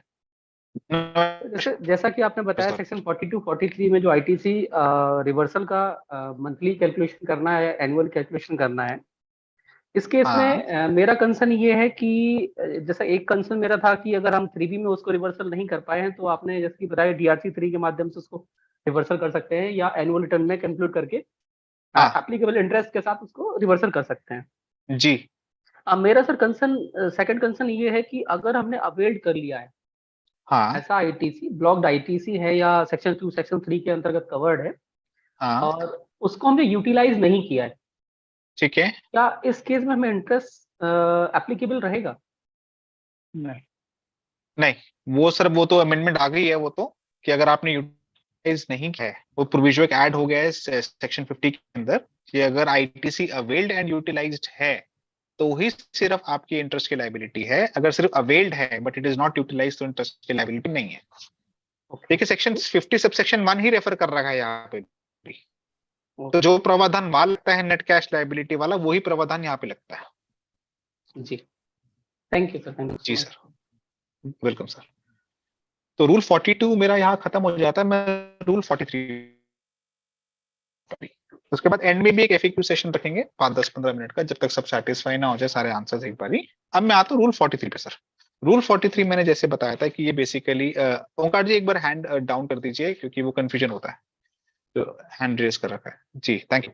अच्छा रूल 43 जैसे मैंने बताया कि सिर्फ कैपिटल गुड्स की बात करेंगे। अब हम जो मेरा इनपुट है, इनपुट सर्विसेज है सर, वो अब बात खत्म, ठीक है। अब हम आते हैं बिल्कुल डिफरेंट माइंडसेट से चलेंगे sir. Rule 43 is for capital goods. इसमें भी मैंने वही एब्रीविएशन सर यूज करी हैं जो बेसिकली बेयर लॉ के अंदर प्रोवाइडेड है, ताकि हम कल अगर लॉ पढ़ें तो हमें वो चीज इजीली लिंक हो जाए कि इसमें है क्या। पहली चीज सर, सबसे पहले मुझे निकालना है बोला आईटीसी जो एट्रीब्यूटेबल है ऐसे कैपिटल गुड्स को जो एक्सक्लूसिवली मैंने वही देखिए नॉन बिजनेस या एग्जेम्प्ट सप्लाई के लिए यूज करा है। ये तो मेरा आउटराइटली नॉट क्रेडिटेबल है। अगर कोई मैंने ऐसी मशीन ली है जिससे कि प्रोडक्शन सिर्फ ऐसे आइटम का होता है जो एग्जेम्प्ट है, तो सर मुझे उसका आईटीसी डे 1 पे नहीं मिलेगा, कहानी खत्म, इसकी हम बात नहीं करेंगे दोबारा। सेकंड, आपको वैसी मशीन आइडेंटिफाई करनी है जो एक्सक्लूसिवली सर टैक्सेबल के लिए आप यूज करते हैं, इंक्लूडिंग जीरो सप्लाईज। एक्सक्लूसिवली, अभी मैं देखिए इस बात पे ध्यान रखेंगे कि अभी मैं सिर्फ एक्सक्लूसिवली की बात कर रहा हूं, इसलिए मैं एंड रिजल्ट पे जा पा रहा हूं कि क्रेडिटेबल है या नॉन क्रेडिटेबल है। कॉमन की तो हमने बात करी नहीं, ठीक है। तो अगर एक्सक्लूसिवली वो टैक्सेबल के लिए है, जीरो रेटेड के लिए है, तो आपको क्रेडिटेबल है, आप डे 1 पे जीएसटीआर 3B में क्रेडिट ले लीजिए, बात खत्म। फ्यूचर में कोई प्रोपोर्शनमेंट की बात ही नहीं आएगी। अब बात रह जाती है सर इसकी कि ITC in respect of those capital goods which are not covered above shall be credited to the electronic credit ledger. इसको हम बोलेंगे ए। देखिए सर 3B में मेरे 3 प्रकार के आईटीसीज आ रहे होंगे। पहला आईटीसी हो गया सर उन मशीन्स के रेस्पेक्ट में जो मशीन्स मेरी एग्जेम्प्ट सप्लाई को प्रोड्यूस करने के लिए यूज हो रही है, उसको तो मेरे को क्रेडिट नहीं, मुझे तभी रिवर्स कर देना है उसको 3B के अंदर ही, तो क्रेडिट में जाएगा ही नहीं। सेकंड इस टाइप आईटीसी हो सकते हैं उन मशीन्स के जो मुझे एक्सक्लूसिवली टैक्सेबल के लिए, सर ये मुझे क्रेडिट लेना है, मैं इसको 3B में इनपुट लेके अपने क्रेडिट लेजर को हिट करूंगा। तीसरा मेरा इस प्रकार का कैपिटल गुड्स हो सकता है जो मेरा कॉमन कैपिटल गुड्स है, मैं इसको लेमन लैंग्वेज में कहूं तो common capital goods. Sir common capital goods में अब अपोर्शनमेंट की कहानी आएगी, बट अपोर्शनमेंट की कहानी सर सेकंड स्टेज पे आएगी। पहले तो मैं आईटीसी तो ले लूं, देखिए पहला स्टेप है आईटीसी लेना है या नहीं लेना है, फिर दूसरा स्टेप है कि अगर अपोर्शनमेंट करना है रूल 43 के तहत तो कितना करना है। तो आईटीसी तो सर ले लीजिए इस केस में, तो पहले केस में मत लीजिए, सेकंड और थर्ड केस में आप आईटीसी ले लीजिए आग बंद करके। अब मैं कॉमन कैपिटल गुड्स की बात करूंगा। यहाँ पे मैंने एक ब्रैकेट में एक वो डाला हुआ है कि the life of the capital goods shall be taken as 5 years from the date of invoice.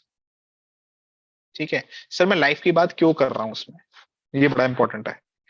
देखिए जहां तक बात है इनपुट और इनपुट सर्विसेज के लिए, ठीक है ना, कोई भी इनपुट और इनपुट सर्विसेज होता है नॉर्मली वो उसी साल में कंज्यूम हो जाता है, उसी साल में वो खत्म हो जाता है। बट जो कैपिटल गुड्स होते हैं वो over the number of years चलते हैं, उससे आप over the number of years उसका बेनिफिट लेते हैं अपने बिजनेस के अंदर। तो जीएसटी एक्ट के अंदर कैपिटल गुड्स की लाइफ को 5 साल माना गया है, इररिस्पेक्टिव ऑफ द फैक्ट कि वो कितने साल एक्चुअली चलती है, कितने साल एक्चुअली नहीं चलती है, कितने साल वो कंपनीज एक्ट में अलाउड है, कितना वो किसी भी एक्ट में अलाउड है। सर मुझे कोई एक्ट देखने की जरूरत नहीं है। अगर कैपिटल गुड्स की मैं बात करूंगा जीएसटी पर्पस के लिए तो it is 5 years from the date of invoice is the life of the capital assets. इसका मैं आगे रेफरेंस लूंगा, आपको तब हेल्प करेगा ये। अच्छा अब देखिए ए तो मुझे पता चल गया, अब हम ए की बात करेंगे क्योंकि मुझे ए का ही अपॉर्चुनिटी सीखना है, ठीक है ना, जो मेरा third category of input tax credit है। देखिए जो ए है आप एग्रीगेट कर लीजिए ऐसे सारे आईटीसीज का, ठीक है ना। हो सकता है मल्टीपल आपके पास ऐसी एंट्रीज आ रही हो 3B के अंदर, जो मल्टीपल मशीन्स आपने एक्वायर करी हैं जो कॉमन कैपिटल गुड्स हैं, ठीक है ना। तो आप उनका एग्रीगेट फिगर निकाल लीजिए, उसको मैं TC एक तरीके से, ठीक है। सो TC is get of A। अब ये मेरा क्या हो गया, कॉमन क्रेडिट। अब कॉमन क्रेडिट का TC हो गया। मैंने क्या बताया आपको कि 5 साल की लाइफ है, 5 साल मतलब 60 महीने। अब क्योंकि आपकी 3B फाइलिंग हर महीने की है, तो आपको उतना कॉमन क्रेडिट निकालना है जो एक टैक्स पीरियड के लिए एट्रीब्यूटेबल है। तो मैं क्या करूंगा सर, कि मैंने निकाला उसको मैं 60 महीने से डिवाइड कर दूंगा, तो मेरा क्या आ जाएगा, मंथली क्रेडिट आ जाएगा, ठीक है ना। मेरा मंथली क्रेडिट आ जाएगा, कौन सा क्रेडिट, जो कॉमन कैपिटल गुड्स का है और उस महीने से पर्टेन करता है, ठीक है। आगे एग्जांपल भी है इसका, तो आपको और क्लियर होगा। अभी मैं वर्बेटिम लॉ डिस्कस कर रहा हूं, क्योंकि देखिए यहां वर्ड लिखा हुआ है amount of reversal out of A. देखिए मैं ए की बात कर रहा हूं सिर्फ अब मैं, क्योंकि जो फर्स्ट नेचर का आईटीसी है वो तो मिलना ही नहीं, जो सेकंड नेचर का आईटीसी था जो एक्सक्लूसिवली टैक्सेबल कर था वो पूरा मिलना है, तो उनकी तो बात ही खत्म। अब आगे अब मैं सिर्फ ए की बात करूंगा, ए मतलब कॉमन कैपिटल गुड्स। तो मैंने अब निकाल लिया सर कि एक महीने का, सपोज फॉर एग्जांपल, चलो एग्जांपल आगे डिस्कस करेंगे, कंफ्यूजन हो जाएगा। तो मैंने एक महीने का आईटीसी निकाल लिया सर, ठीक है। Now the amount of ITC at the beginning of a tax period on all common capital goods whose useful life is remaining, इसको मैं बोलूंगा सर TR। अब इसको बड़ा ध्यान से करते हैं सर। सपोज सर मेरे को अब क्या करना है, मैंने सपोज कोई एसेट लिया था, वो 6 साल, उसको सॉरी उसको 5 साल जस्ट अभी पूरे हुए हैं, ठीक है। तो 5 साल जब उसको अभी जस्ट पूरे हो चुके हैं पिछले टैक्स पीरियड में, सपोज मैं मई की रिटर्न भर रहा हूं और अप्रैल में उसको 60 महीने हो चुके हैं, तो उसकी अब बात खत्म, उस एसेट को भी भूल जाइए, चाहे एक्चुअली आप यूज कर रहे हैं नहीं कर रहे हैं, मुझे उससे मतलब नहीं। अब मैं सिर्फ अगर मैं मई की रिटर्न बना रहा हूं, मई 2023 की, तो मुझे सिर्फ उन्हीं एसेट्स की बात करनी है जिनकी यूजफुल लाइफ रिमेनिंग है, ठीक है। मैं सिर्फ उन एसेट्स का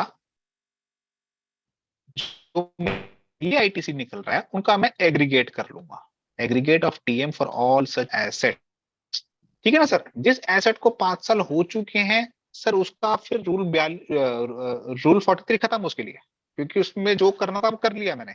अब मुझे सिर्फ उन्हीं एसेट्स को उठा के चलना है अपने फिक्स एसेट शेड्यूल से जिनकी यूजफुल लाइफ रिमेनिंग है, जिनके 5 साल पूरे नहीं हुए हैं, ठीक है। तो वो उसको मैं बोलूंगा TR। TR में मैं क्या करूंगा, जब मैं मंथली अपनी 3B फाइल करूंगा तो E divided by F, E था मेरा एग्जेम्प्ट सप्लाई, F था मेरा टोटल टर्नओवर, वही चीज जो मैंने 42 में करी थी। तो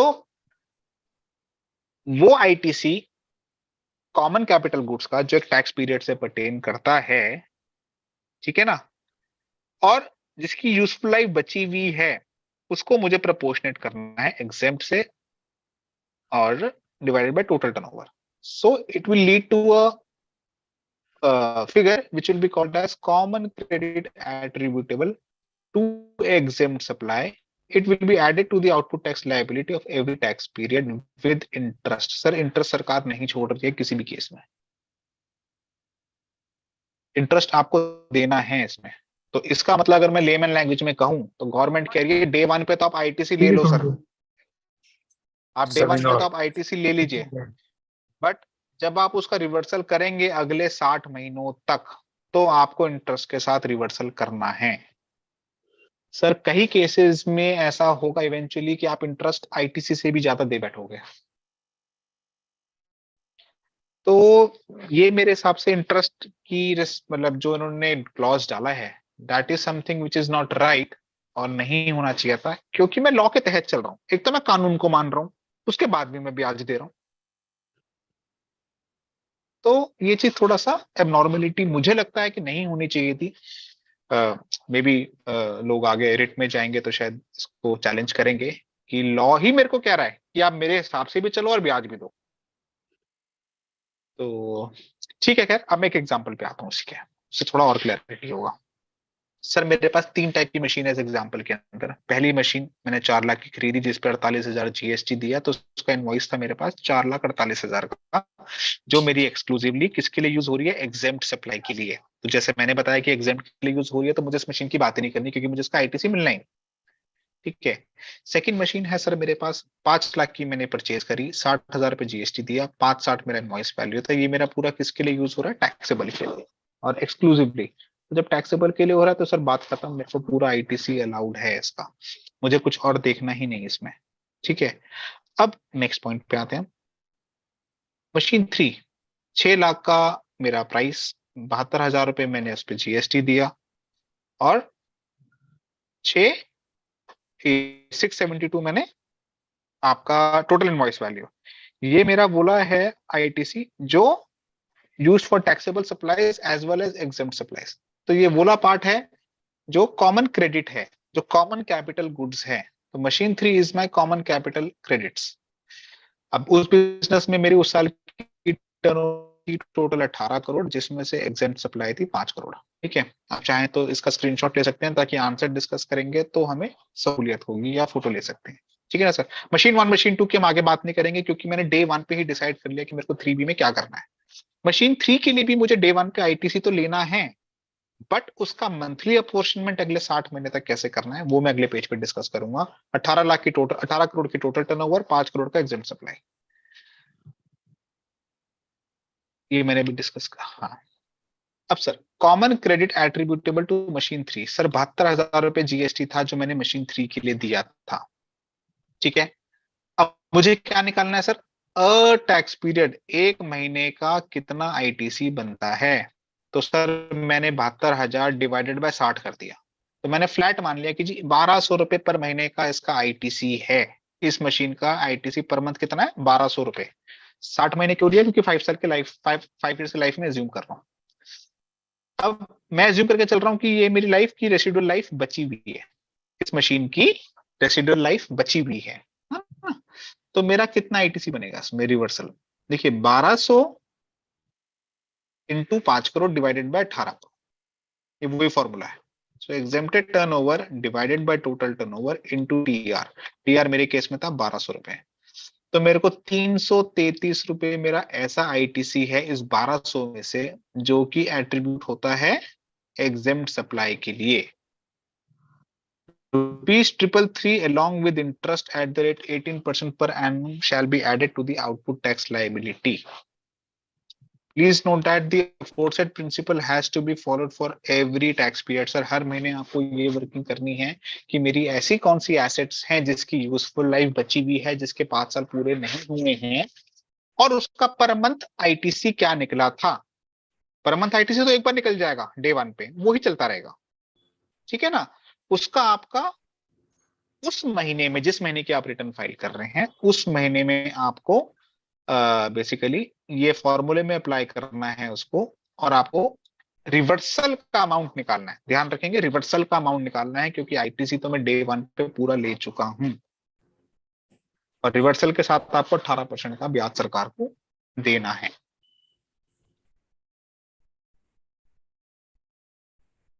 ठीक है। अब रूल 43 भी मेरा जो फॉर्मूला है वो डिस्कस हो चुका है। अगर किसी का डाउट फॉर्मूला के रिगार्ड्स में है तो हम यहीं पे टेकअप कर लेते हैं, ताकि फॉर्मूला हमारे सामने रहेगा तो डिस्कशन में इजी रहेगा।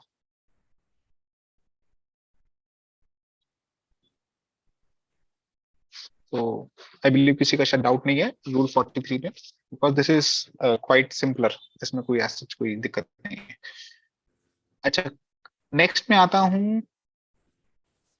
अगर कोई आपकी सप्लाई ऐसी है जो एग्जेम्प्ट से टैक्सेबल हो गई है, तो 43 में क्या करना है। It's provide that where any capital goods earlier used for making exempt supply is subsequently covered in clause C. Clause C मतलब कॉमन की बात कर रहे हैं। ठीक है ना। कोई ऐसा कैपिटल गुड्स जो एग्जेम्प्ट से पहले प्योर एग्जेम्प्ट के लिए था और अब कॉमन यूज में आ गया है। So the value of A shall be arrived at, A क्या था मेरा, common credit, by reducing the input tax at the rate of 5% points for every quarter or paid thereof, and the amount of A shall be credited to the electronic credit ledger. तो अगर मेरी कोई ऐसी machine है जो पहले exempt के लिए हो रही थी और फिर टैक्सेबल के लिए हो रही है, राइट, तो मेरे को क्या करना है सर, 5% पर क्वार्टर। सपोज मेरे को उसको यूज करते हुए सर 6 महीने हो गए, या 8 महीने की बात करता हूं मैं सिंप्लिसिटी के लिए, 8 महीने हो गए सर मेरे को यूज करते हुए, तो मेरे को 2 क्वार्टर 5% ईच, मतलब 10% मेरे को छोड़ के बाकी का इनपुट ले लेना है। फॉर एग्जाम्पल अगर 100 रुपए का इनपुट था सर, तो 10 रुपए छोड़ के 90 रुपए मेरा ए में हिट कर जाएगा। और अगर एक बार ए में आ गया तो उसके बाद नॉर्मल फॉर्मूला तो है ही मेरा,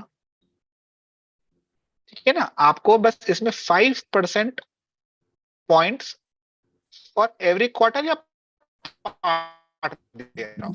पार्ट देयर ऑफ को for the purpose of working, उतने आईटीसी आप रिड्यूस कर दीजिए। जो बैलेंस आईटीसी बचा उसको आप इलेक्ट्रॉनिक क्रेडिट लेजर में ले लीजिए और वो आपका ए बन जाएगा।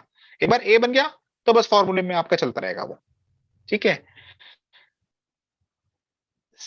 सेकंड, अगर टैक्सेबल से एग्जेम्प्ट हो जाता है, अभी हमने एग्जेम्प्ट से टैक्सेबल करा था, ठीक है, अगर टैक्सेबल से एग्जेम्प्ट हो जाता है तो where any registered person who has availed of input credit where the goods or services subsequently became wholly exempt, the registered person shall pay an amount by way of debit of electronic credit ledger or cash ledger, an amount equivalent to the credit of input tax in respect of inputs held in stock, inputs contained in semi-finished goods and goods held in stock, or on capital goods reduced by such percentage। देखिए, आपके पास किसी भी चीज का आपने कोई input लिया और सब्सिक्वेंटली आपकी आउटपुट सप्लाईज एग्जेम्प्ट हो जाती है, तो आपके पास दो चीजें हैं। एक तो है सर आपका इनपुट्स तो जो स्टॉक में है वो तो आपको रिवर्स करना ही पड़ेगा। क्यों? क्योंकि जब आप कल वो माल बेचेंगे तो वो एग्जेम्प्ट है, आप उस पर जीएसटी नहीं देंगे, बट आप उसके रॉ मटेरियल के लिए इनपुट ले चुके थे तो आपको उसको पे करना है। और कैपिटल गुड्स के लिए क्या करना है? Reduced by such percentage points as may be prescribed. इसका मैंने एक एग्जांपल भी डाला, सेम चीज। सर आज मैंने कोई कैपिटल गुड्स लिए, आज तो मेरी सप्लाई टैक्सेबल है, ठीक है, एक साल बाद मैं कहता हूं जी मेरी सप्लाई एग्जेम्प्ट हो गई, या मैंने बिजनेस चेंज करके एग्जेम्प्ट सप्लाई में उसको काम करना चालू कर दिया। बट जब गवर्नमेंट कैपिटल गुड्स का आपको क्रेडिट देती है तो सर गवर्नमेंट कहीं ना कहीं ये मानती है कि आप 5 साल तक टैक्सेबल सर्विसेज देंगे, टैक्सेबल सप्लाईज देंगे। अगर आपने एक साल बाद एग्जेम्प्ट सप्लाई देनी स्टार्ट कर दी या एक साल बाद आपकी सप्लाईज एग्जेम्प्ट हो गई, तो आपको कैपिटल गुड्स का भी सिर्फ 5% पर क्वार्टर के हिसाब से आप उसको रिड्यूस कर दीजिए और उस पर टैक्स दे दीजिए। मैंने एक इसमें एग्जांपल भी डाला है, एक सेकेंड। एग्जांपल सर, सपोज एक कैपिटल गुड्स थे मेरे पास जिसको मैं 4 साल 6 महीने तक 6 महीने एंड 15 दिन, राइट, इसके लिए मैं यूज कर चुका हूं। यूजफुल लाइफ कितना है मेरा? 5 months ignoring a part of the month. ITC taken 10,000 मैंने टोटल सर आईटीसी लिया था। अब मेरा आईटीसी कितना एट्रीब्यूटेबल है जो रिमेनिंग यूजफुल लाइफ के लिए है? सर 10,000 का आईटीसी था मेरा। अच्छा, पर मंथ का वो निकाल लूंगा मैं इसमें, एक सेकेंड सर, ये मैंने 10,000 होना चाहिए था, सॉरी ये 1000 हो गया गलती से। ये मैंने 10,000 का आईटीसी लिया, 5 महीने मेरे अभी यूजफुल लाइफ बचे थे और 60 महीने मेरी टोटल लाइफ एसेट्स की, तो मेरा 833 है उतना आईटीसी जो मेरा रिमेनिंग यूजफुल लाइफ के लिए बचा है, राइट। तो मुझे कितना आईटीसी गवर्नमेंट को वो करना है? 833 मेरे को वापस करना है, ठीक है सर। अब नेक्स्ट पे आता हूं मैं। अच्छा, एक एक्सप्लेनेशन इसमें ऐड हुई थी 2018 के अंदर, कई लोगों का इसमें फिर तुम अभी अगर वो निकले उनको कुछ मत बोलो, तुम आ जाओ। फिर मैं कहा तुम तो घर पे ही हो ना। हाँ, मैंने कहा बस। इसमें शुरू में 2017 में जब ये लॉ आया था तो इसमें हम सबको पता है कि जो इंटरेस्ट इनकम है उसको सप्लाई माना गया है एक्ट के अंदर, ऑल्दो उसको एग्जेम्प्ट कर दिया गया नोटिफिकेशन के तहत, but yes supply is an interest is an exempt supply, ठीक है ना।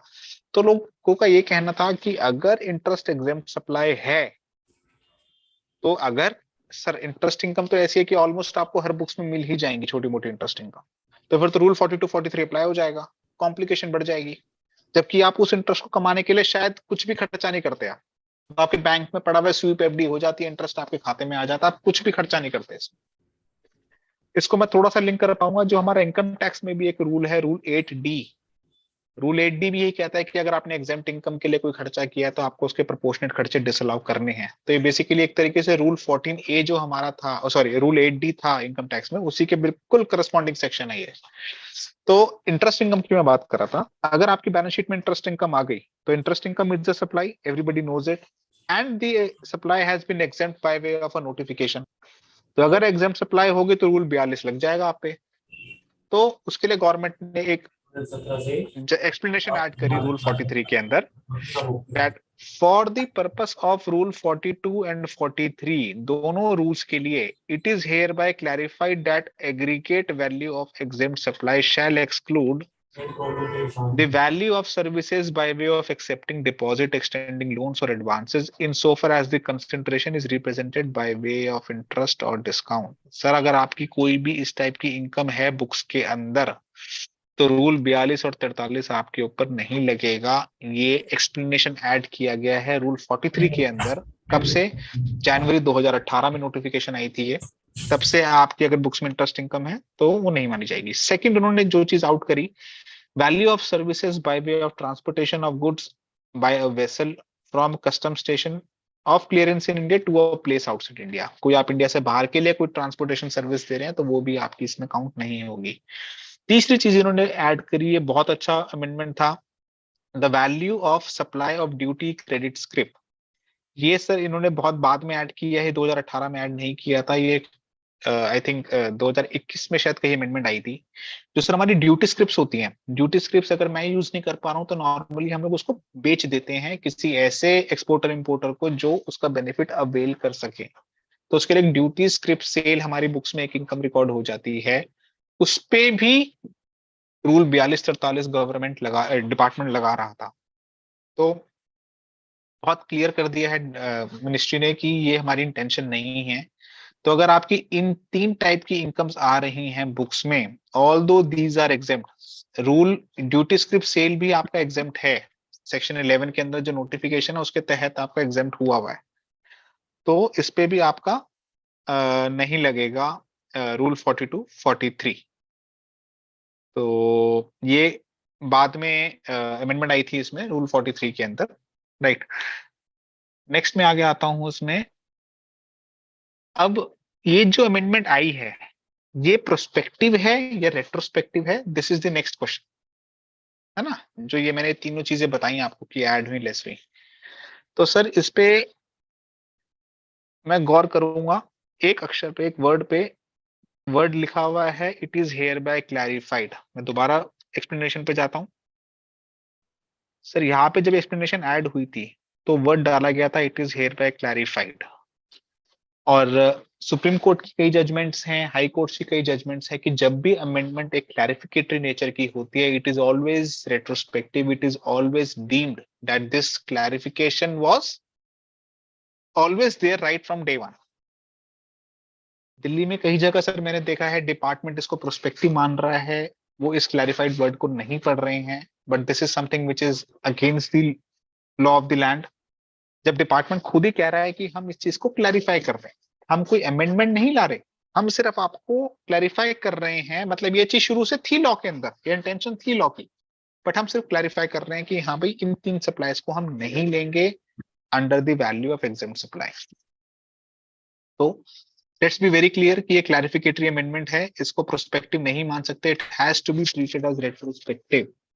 तो अब जैसे 17-18 के बहुत एएसएमटी 10 पिछले कुछ दिनों में इशू हो रहे हैं क्योंकि डिपार्टमेंट की 73-74 की टाइम लिमिट्स बार्ड होने वाली है, तो डिपार्टमेंट एक्टिव हो गया है। अभी तक जीएसटी लॉ वन साइडेड चल रहा था, अब डिपार्टमेंट बैकफायर करना स्टार्ट कर रहा है।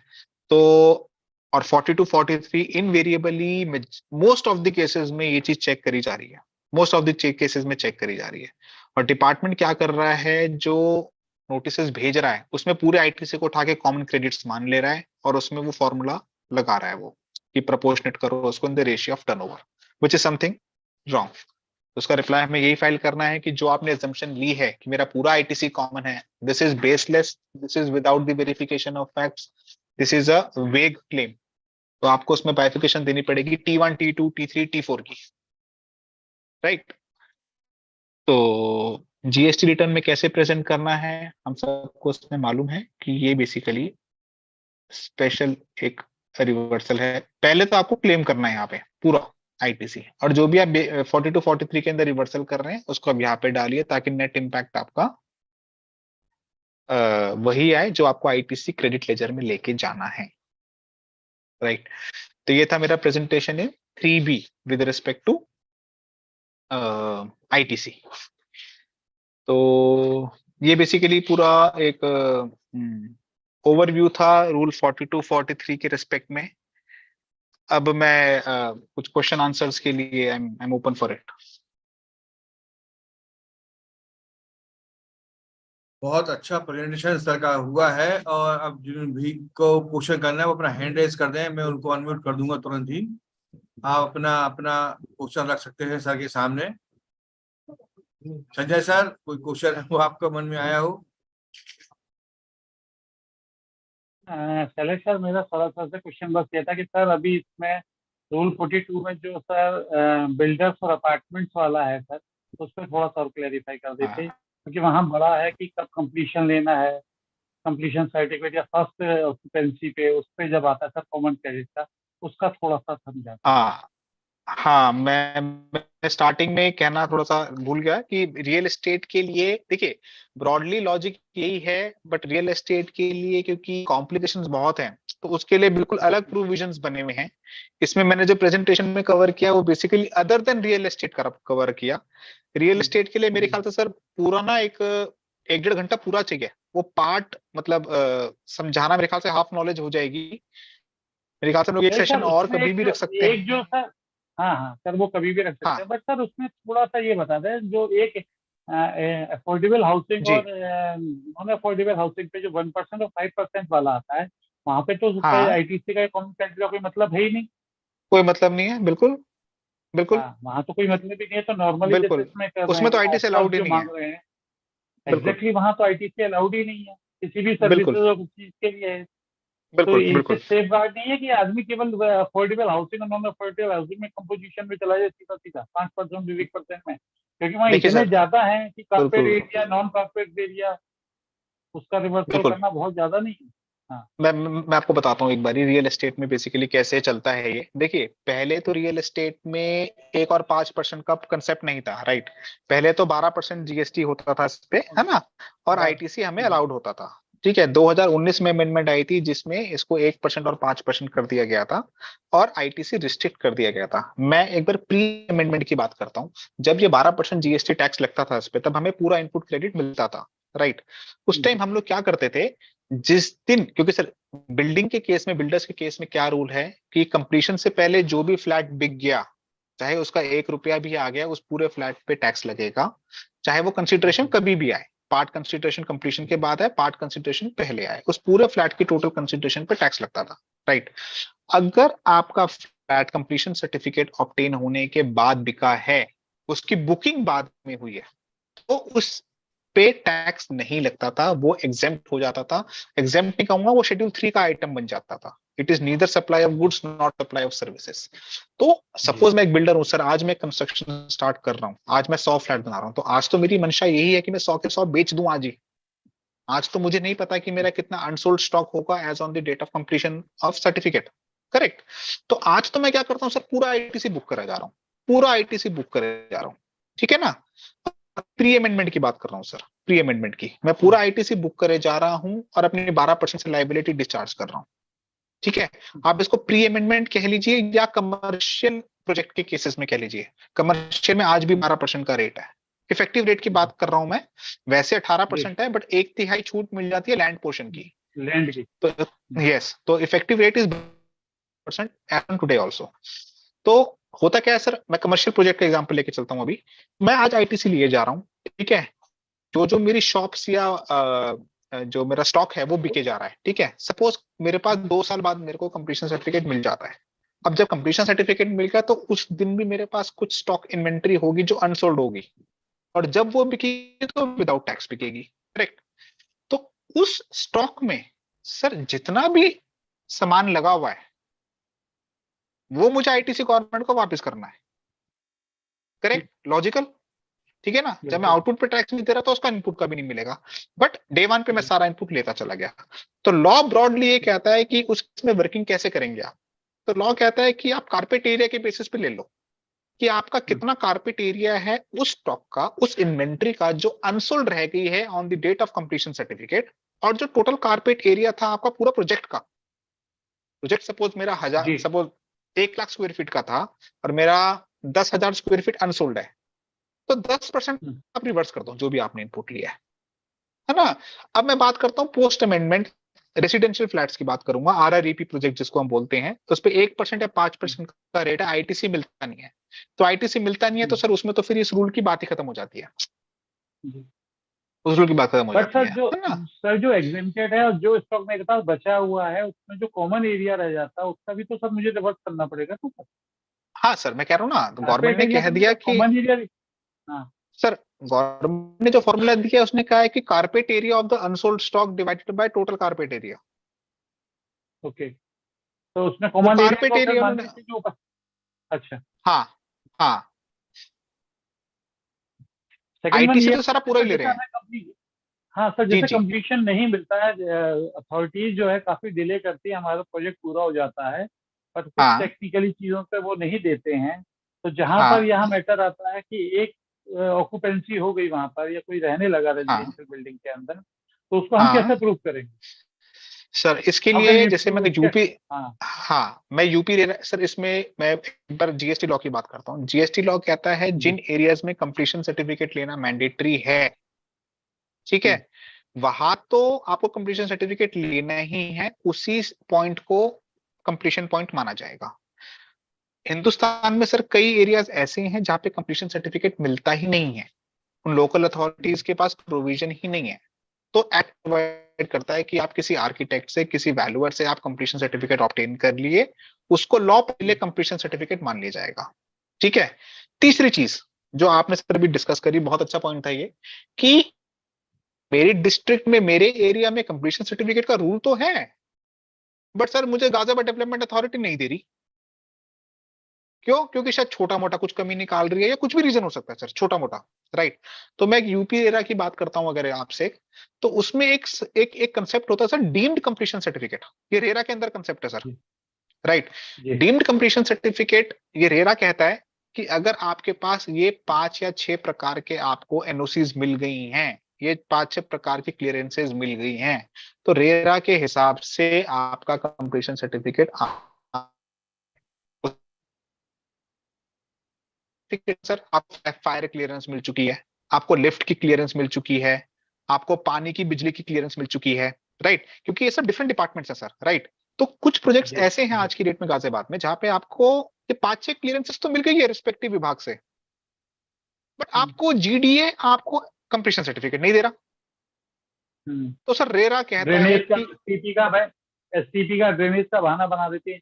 हमने डेवलप कर दिया एसटीपी, बस कनेक्टिविटी नहीं है, कहीं से कहाँ जाएगा, कुछ इस टाइप के बिल्कुल बेसिस बिल्कुल लगाते हैं नॉर्मली।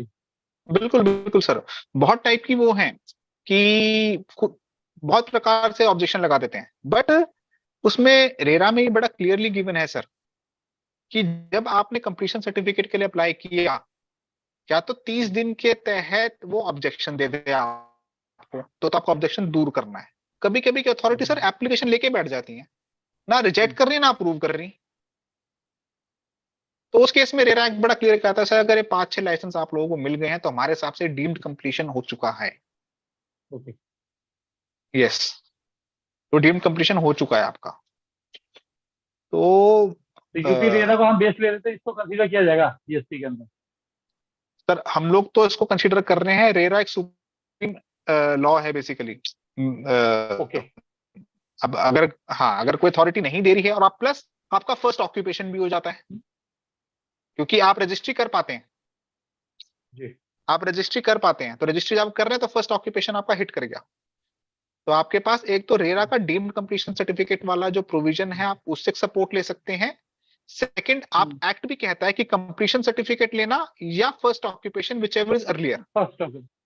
हाँ तो सर क्वेश्चन ये तो था, फर्स्ट ऑक्यूपेंसी पे सपोज दैट मैंने रजिस्ट्री कर दी और वो जो है बंदा उसने अपने नाम से इलेक्ट्रिसिटी कनेक्शन ले लिया और इलेक्ट्रिसिटी कनेक्शन ग्रांट कर दिया डिपार्टमेंट ने, तो फर्स्ट यस ऑक्यूपेंसी हो गई ना?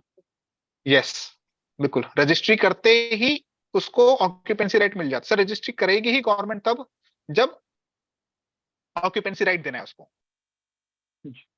तो बिल्कुल सर, बिल्कुल आपका फर्स्ट ऑक्यूपेंसी हो गया तो आपका लॉ में से वो पॉइंट हिट कर गया, विच एवर इज अर्लियर में से। Thank you sir. Right sir, बिल्कुल। मुझे ये मोइन कुरैशी शायद कुछ पूछना चाहते हैं। मोइन कुरैशी जी, प्लीज सर, मैं एक बार स्क्रीन रिप्रेजेंट ऑफ कर देता हूँ ताकि हम लोग देख पाएंगे दूसरे को। एक सेकेंड। किसी का प्रश्न जी हो सर। तो पूछ लीजिए। मोइन सर आप पूछना चाहते हो? प्रदीप कुमार मिश्रा जी आगरा से, अगर आप प्रश्न करना चाह रहे हो तो आप हैंड रेस करिए, मैं आपको अनम्यूट कर दूंगा तुरंत ही। हाँ जी, संतोष दुबे जी आए हैं सागर से, वो पूछेंगे सर। प्लीज प्लीज अनम्यूट कर लीजिए संतोष सर, आप अनम्यूट कर लीजिए अपने आप। संतोष जी आप अपने आप को अनम्यूट कर लीजिए।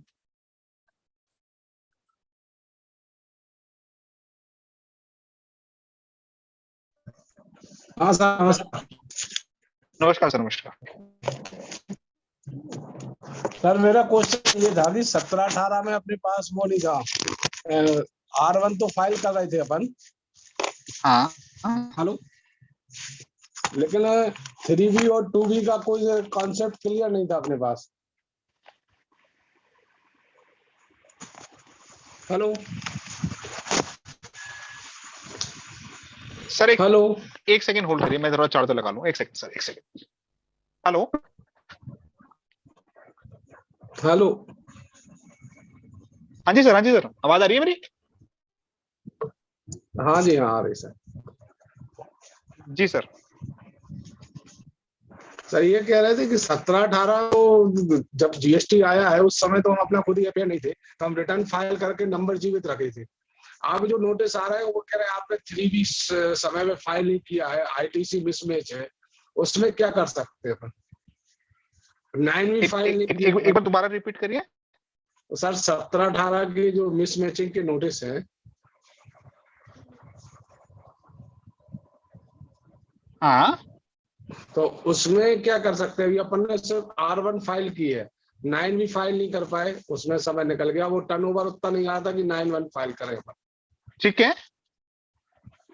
नहीं तो आपके 9, आपकी GST 9 फाइल करने की लाइबिलिटी है? नहीं, लाइबिलिटी नहीं है। लाइबिलिटी नहीं है तो 9 क्यों फाइल करना चाह रहे हैं? मतलब उसमें आपने R1 3 भी फाइल कर दी, राइट? हाँ, 3B अपन ने लेट फाइल की है। ठीक है जी,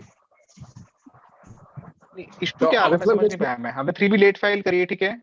ITC का मिसमैचिंग बता रहे हो। ITC का मिसमैच है आपके, मतलब 2B में 2A में कम आ रहा है ITC। जी हाँ, उस समय तो 2A 2B कुछ था ही नहीं, 2B भी बाद में आया है।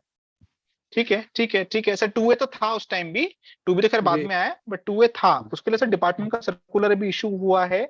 उसमें डिपार्टमेंट ने कहा है कि 17, 18 और 18, 19 के केस में जी आपके जिन जिन पार्टीज का 2A में आ रहा है वहां तो कोई दिक्कत नहीं है, but ji Jin Jin parties का आपका 2A में शो नहीं कर रहा है इनपुट क्रेडिट, उन पार्टीज के लिए आप उन पार्टीज को बोलिए कि वो अपने CA से सर्टिफिकेट लेके दें जी कि ये ITC क्यों रिफ्लेक्ट नहीं कर रहा है, क्या उन्होंने टैक्स पे नहीं किया। अगर टैक्स पे नहीं किया कि फिर तो बात ही खत्म सर। हो सकता है B2C में रिपोर्ट कर दिया हो या कोई GST नंबर गलत डाल दिया हो। तो डिपार्टमेंट ने इशू कर दिया है, TRU से लेटर आ चुका है कि अगर CA सर्टिफिकेट मिल जाता है डिपार्टमेंट को उन केसेस में, तो उनको वो ITC अलाउ करना है, अन्यथा वो ITC डिसअलाउ होगा। ऑल्दो डिसअलाउंस सर मेरे ख्याल से गलत है, क्योंकि उस टाइम कोई रूल, कोई एक्ट, कोई ऐसा नहीं था जहां पे डिसअलाउंस की बात करता हो वो, क्योंकि 36(4) भी सर बहुत बाद में आया है। जी जी तो उसको आप चैलेंज कर सकते हो, बट अगर CA सर्टिफिकेट मिल जाता है उस सप्लायर से जिस सप्लायर का रिफ्लेक्ट नहीं कर रहा है, तो आपको ITC अलाउड है as per the circular issued by the department. उस सप्लायर का काम भी नहीं था ऑडिट वाला, तो उस समय फिर पार्टी से लिख के लेना पड़ेगा। यस सर वो तो 5 बिल्कुल। लाख की लिमिट है ना CA के लिए, 5 लाख से ऊपर का टैक्स होने पर, 5 लाख से टैक्स पे तो सेल्फ डिक्लेरेशन उस सप्लायर का ही हो जाएगा सर। पार्टी की सेल्फ सर्कुलर नंबर 183 है सर वो जो आया है। बाकी तो सप्लायर खुद लिख के दे देगा तो मान लिया जाएगा, जी पैकेट ही मांग रहा है। बिल्कुल सर, बिल्कुल ओके बिल्कुल सर। सर, बिल्कुल सर, बिल्कुल सर, बिल्कुल सर, बिल्कुल sir. Yes, okay sir, 99C के लिए तो अभी खैर एक विंडो को, वेलकम सर।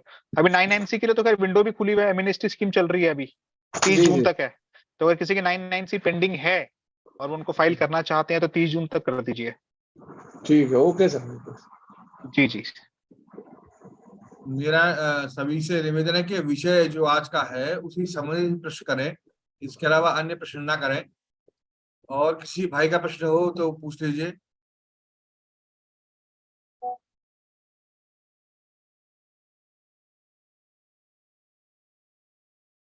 मुझे ज्यादा लोग का मुझे आइडिया नहीं है कौन कौन उपलब्ध है, जो जिन को कोई क्वेश्चन हो तो पूछ सकते हैं।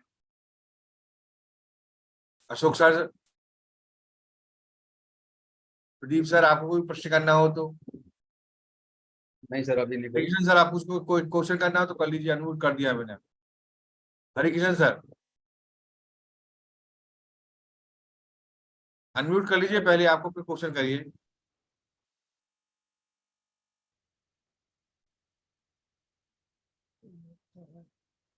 हेलो। हाँ जी अशोक सर। सर ये कह रहे हैं कि जैसे जो यूनिवर्सिटी है या मेडिकल कॉलेज है, उसमें अगर आईटीसी हमारा स्टॉक में है तो क्या उसको हमें रिवर्स करना पड़ेगा? अगर आईटीसी किस में है? जैसे इंस्टीट्यूट है, मेडिकल हाँ कॉलेज है या हाँ इंजीनियरिंग कॉलेज है, हाँ उसमें आईटीसी हमारा जो है स्टॉक के रूप में पड़ा हुआ है, तो उसको हमें रिवर्स हाँ करना पड़ेगा? हाँ सर, हाँ सर। बेसिकली कॉलेज यूनिवर्सिटीज पे तो जीएसटी लगता ही नहीं है, जो उनकी फीस है वो एग्जेम्प्ट जी। है। एग्जेम्प्ट है तो सर आईटी से आपको सारा वापस करना पड़ेगा। अगर सर हम वापस नहीं करते हैं तो क्या होगा? सर उसमें बात ये है कि आप आईटीसी का करेंगे क्या, जब आपकी आउटपुट लाइबिलिटी नहीं है तो आईटीसी आप क्या मान करेंगे लिया उसको हमारे ऊपर यूज? कोई लाइबिलिटी आती तो हम उसको एडजस्ट कर सकते हैं ना? सर नहीं, आपको नेक्सस क्रिएट करना पड़ेगा खर्चे का इनकम के साथ। ऐसा नहीं है कि मैं, ठीक है सर, मैं एक यूनिवर्सिटी चला रहा हूँ, ठीक है, यूनिवर्सिटी में मैं जो भी जी खर्चे कर रहा हूँ मैं उसका इनपुट लेता चलूँ, बट यूनिवर्सिटी की जी फीस एग्जेम्प्ट है। ठीक है, सपोज मैं कल को एक छोटी सी वहां पे मार्केट है, वो मार्केट में किराए पे चढ़ा देता हूँ, ठीक है, जी मार्केट किराए पे चढ़ा दी मैंने, क्योंकि होता है बड़ी बड़ी यूनिवर्सिटी में छोटी छोटी शॉप्स होती हैं सर, है ना, जिसमें बच्चों जी की रोजमर्रा की चीजें होती हैं। मैंने वो शॉप चढ़ा दी किराए पे, उस किराए पे मेरे को लाइबिलिटी क्रिएट हो गई, तो जी मैं मेरी एजुकेशन के रिलेटेड एक्सपेंसेस हैं उसका मैं इनपुट नहीं ले सकता सर। मैंने वही चीज अभी हिट करी आपसे 42-43 में कि आपको एक्सक्लूसिविटी चेक करना है, तो आपका तो खर्चा एक्सक्लूसिव है ही नहीं, वो एक्सक्लूसिव आप उसके लिए है, मतलब यूनिवर्सिटी उसके लिए एजुकेशन के लिए है, तो वो इनपुट मिलेगा ही नहीं आपको। नहीं, उसमें कुछ पोर्शन पे जीएसटी चार्ज होता है, क्या उसको हम जो है एडजस्ट कर सकते हैं? जैसे कुछ अगर फीस हम आपका खर्चा, लेते हैं हाँ समझ गया मैं सर, कुछ। मैं समझ गया। जो आपको अब ये आइडेंटिफाई करना है कि जो आपका इन्वर्ट सप्लाई है, क्या वो कॉमन इन्वर्ट सप्लाई है? अगर कॉमन है तो आप प्रपोर्शनल कर सकते हैं, बिल्कुल। ठीक, थैंक यू। और किसी अन्य व्यक्ति का प्रश्न हो वो पूछ ले। जी सर, वेलकम।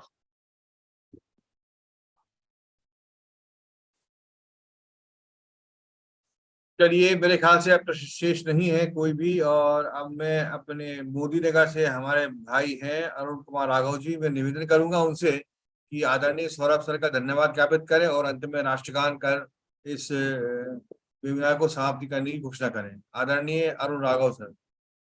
बहुत बहुत शुक्रिया भाई साहब, सभी को सादर नमन।